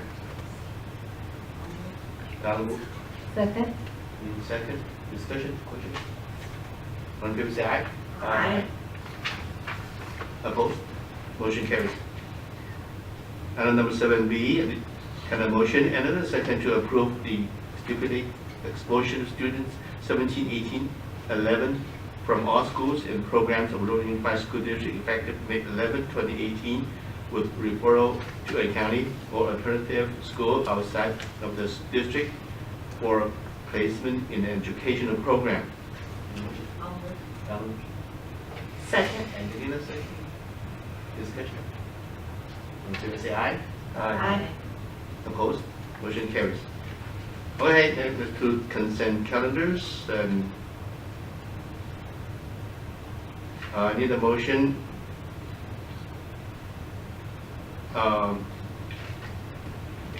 Consent calendar will approve all the items in consent unless there are any items for or a separate discussion and in action. As noted earlier, item 8C24 was corrected to reflect the term date of May 1st, 2018 through June 30th, 2019. I need a motion. And one more. Oh yeah, we have three items. Item 8B4 and the correction. To the donations. The correction for donations 8A. I think we vote on the consent minus the pulled items, and then Right, we discuss vote the the pulled consent item items first. individually. Yeah. So let's have a motion to vote the consent item minus the three items. No, minus one. Minus the one, correct. Minus 1, 8, B4. Yeah. Correct. Okay. So I need a motion. I need a motion to approve the consent calendar minus one item, please. Donna, move. And second. I'll second. Need a second. Discussion? Favor say aye. Aye. Opposed? Motion carries. Okay, so then item AB4.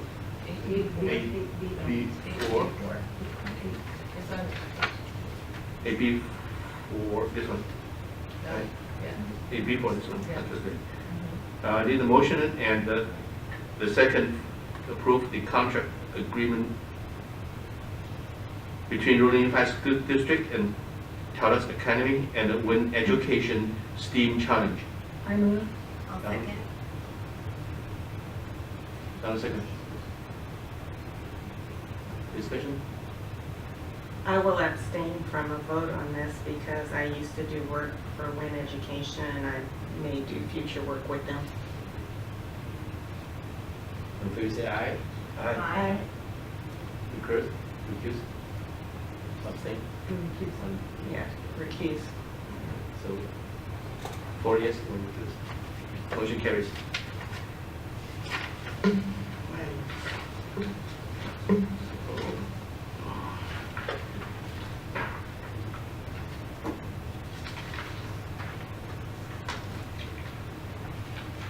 Let's move to the conference session.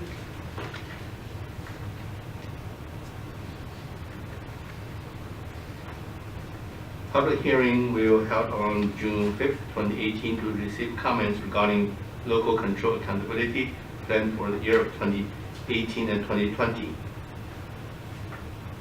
And there will also be a public hearing on June 5th, 2018 to receive comments on proposed 2018-2019 Rolling Unified School District fiscal year budget. And we're now in conference session board member comments. So we start from Angelina. So, just going to highlight a couple of things that I've attended since this last meeting, our last board meeting. The ROP Student Recognition Night was a very fabulous night, and I want to give a special thanks to our very own Mr. David Malkin and his wife Terry for always being so supportive of our students and helping them with their college education costs. It's just really so generous of you guys, and I know they really appreciate it, so thank you for representing that night. The rollers. but it was good. It was a good show, and that's one of my favorite shows because it's the end of the year and all the seniors, you know, get to do their final hurrah, so it was a nice show. The Nogales Emeralds Dance Show, their topic was related to social justice, and it was very intense, but it was a very good show. And the one thing that I want to comment on that is that group is very inclusive with whoever wants to be in it, whoever wants to be part of the dance team. And watching them for the last 5 years, actually 6 years, because before I was a board member, I went to their shows, watching how these students developed from year to year to year, and seeing the change in their performance and how they've grown and their technique has improved so much was just amazing. There was students who are seniors now, and I can remember when they were freshmen and their performances then versus their performances now. The difference was just incredible. So just have to give big kudos to Donna Nelson on working with that team. It's just a really neat group of people to watch, a group of students to watch. And every 15 minutes, this was my 4th year participating in that event, and it's one of my favorites. And I want to say thank you to Don Fernald, who still came back and worked with the program in Roland High School. It went off without a hitch. It was ran very, very smoothly. They were very efficient. I'm sure it was very impactful. I didn't get to stay for the whole event, but I'm glad that we continue to have that program, and I look forward to seeing it at Nogales and participating in it at Nogales next year.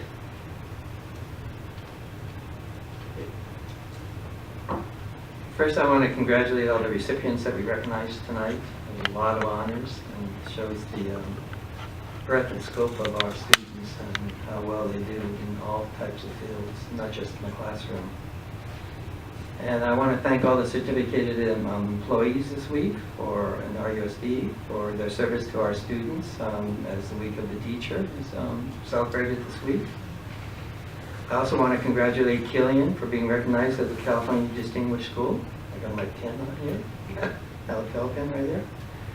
And my wife and I thoroughly enjoyed the wonderful music and dance programs we attended this past month. And Ms. Pride danced through life. That was an experience. It's not just the performances, but the storyline that was developed for each of the performances. Some of them was very hard to sit through as a board member, but they were very well written, and they showed an understanding of social justice. And some of the dances actually brought tears to some eyes. I mean, it was excellent evening, very heavy evening. And then for the past 2 days, I've been on one of the panels for Nogales High School for the senior project interviews that Ms. Friedman mentioned just earlier. I've been very impressed with the depth and scope of the knowledge of our students that I've interviewed. What really has impressed me is that in one day, 4 of the 8, they were the very first in their family to go to college. So it just shows you that, you know, that with the right program, the right mentors, and the right instruction, we can break the cycle and get all kids, you know, so they can go to college and enjoy a college education. From career paths from accounting to medicine to counseling to small business owners, the students demonstrated a maturity far beyond the 12th grade. Their dress, their poise, their presentations were exceptional, and all of them shared how they went from a shy individual to a young adult with confidence and ability to speak before a group after processing and going through this class in their senior year. And I want to mention that this is in addition to their regular caseload. So this is really a challenge for them to take on. However, this experience has also shown me the stress that students are under at this time of the year, with college applications pending, future job interviews, and the possibility of moving away from home. And as one of our student reps mentioned tonight, also taking the academic test. Some students are also burdened with additional stress with personal issues at home and in school. Therefore, I encourage all of us to take time to listen to our students, give them words of encouragement, and give them support so they can be successful as they take this next step in their life journey. Thank you.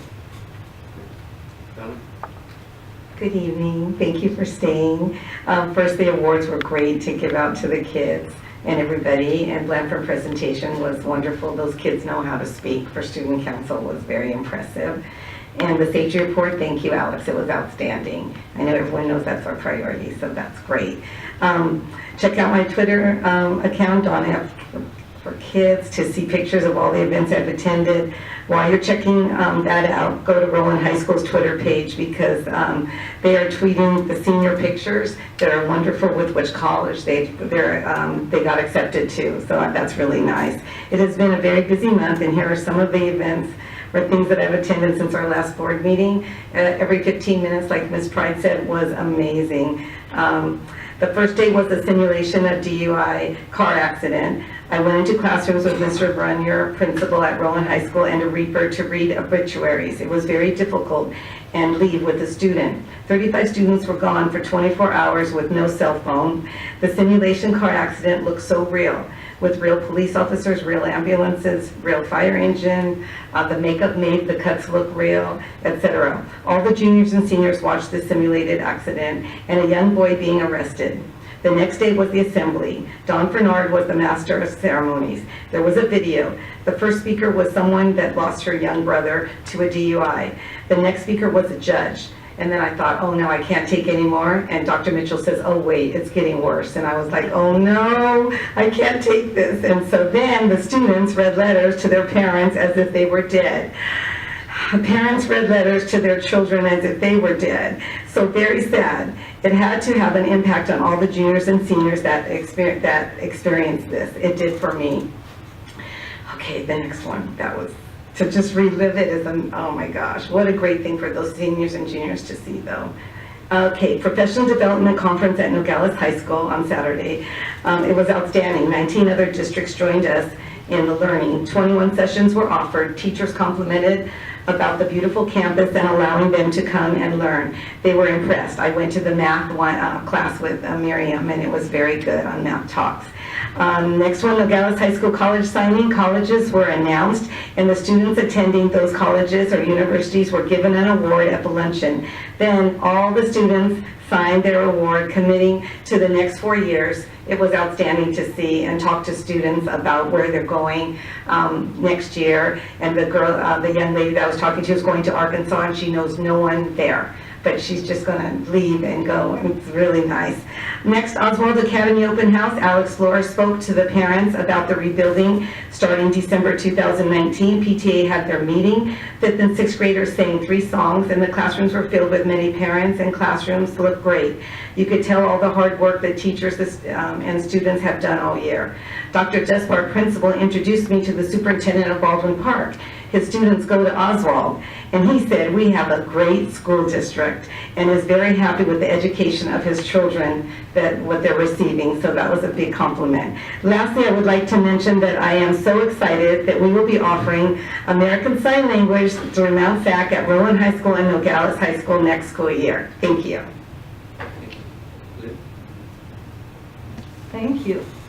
Well, to finish off the year, I've been attending as many open houses as possible, performances at the campuses, and I'm really looking forward to the employee dinner coming up soon. Next week, I'm at the senior seminar, and we'll be judging the student presentations, and I look forward to that. Another word, kind of a serious word I have to say, is that several months ago, we adopted a civility policy for our board. We talked about setting examples for our students and the people who come to our meetings. We can't tell people what words to use or what to say. However, name calling is never welcome. And because of so many wonderful things, because of so many complaints, one of the naysayers who attends our meetings regularly is missing a lot of good things that are going on in our campuses. And I would like to hear a little bit about that once in a while.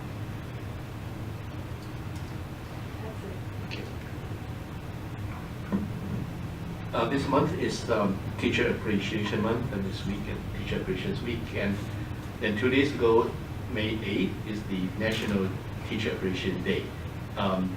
Everyone is a birthday and celebrate it, and then for teachers, that's the day for the teachers to celebrate the teachers, like they celebrate their birthday. So I'd like to thank all of the teachers for their effort to educate our kids. Thank you.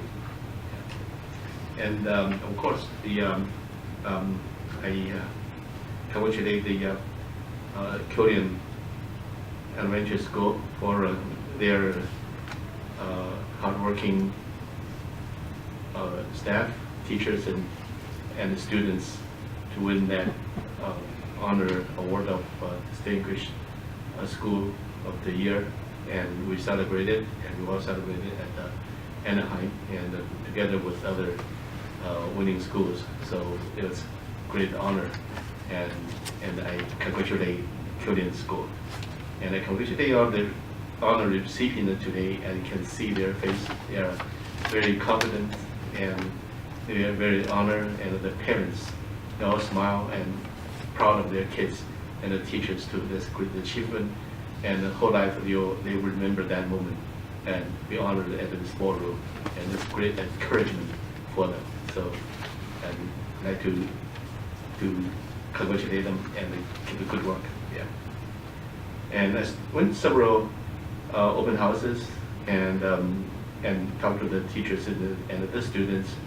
One of them, I was in Ibarra and attend the music concert and the singing and the performance, and they did very well. And music is very powerful. I spoke with the music teachers, and I'm glad. Sorry, I couldn't attend the ROP, and I wish I could be there. Yeah, and thank you. Can I say one thing really quick? I'm sorry, I forgot something very, very important in my comments. I have to wish my daughter, Mariko, a happy 21st birthday. She's officially 21 and about 6 minutes ago. So I can't call her, so I have to wish her a happy birthday here. We can all go drink on that. I'll say one thing too. I'm going to be a grandma any day now. Okay, my daughter's in the hospital, but she's not yet. Okay, one more person. I want to congratulate my daughter to receive her a doctorate degree in medical school this week. And from the University of Health Science in Pomona, in Ontario. Yeah, so she received a doctor's DO, Doctor of Orthopedic. This year. Yeah, she went to Roland Elementary, Alvarado, and Roland High School. Right, so we need to return to closed session. We return to closed session at 8:31. I got my GED, man.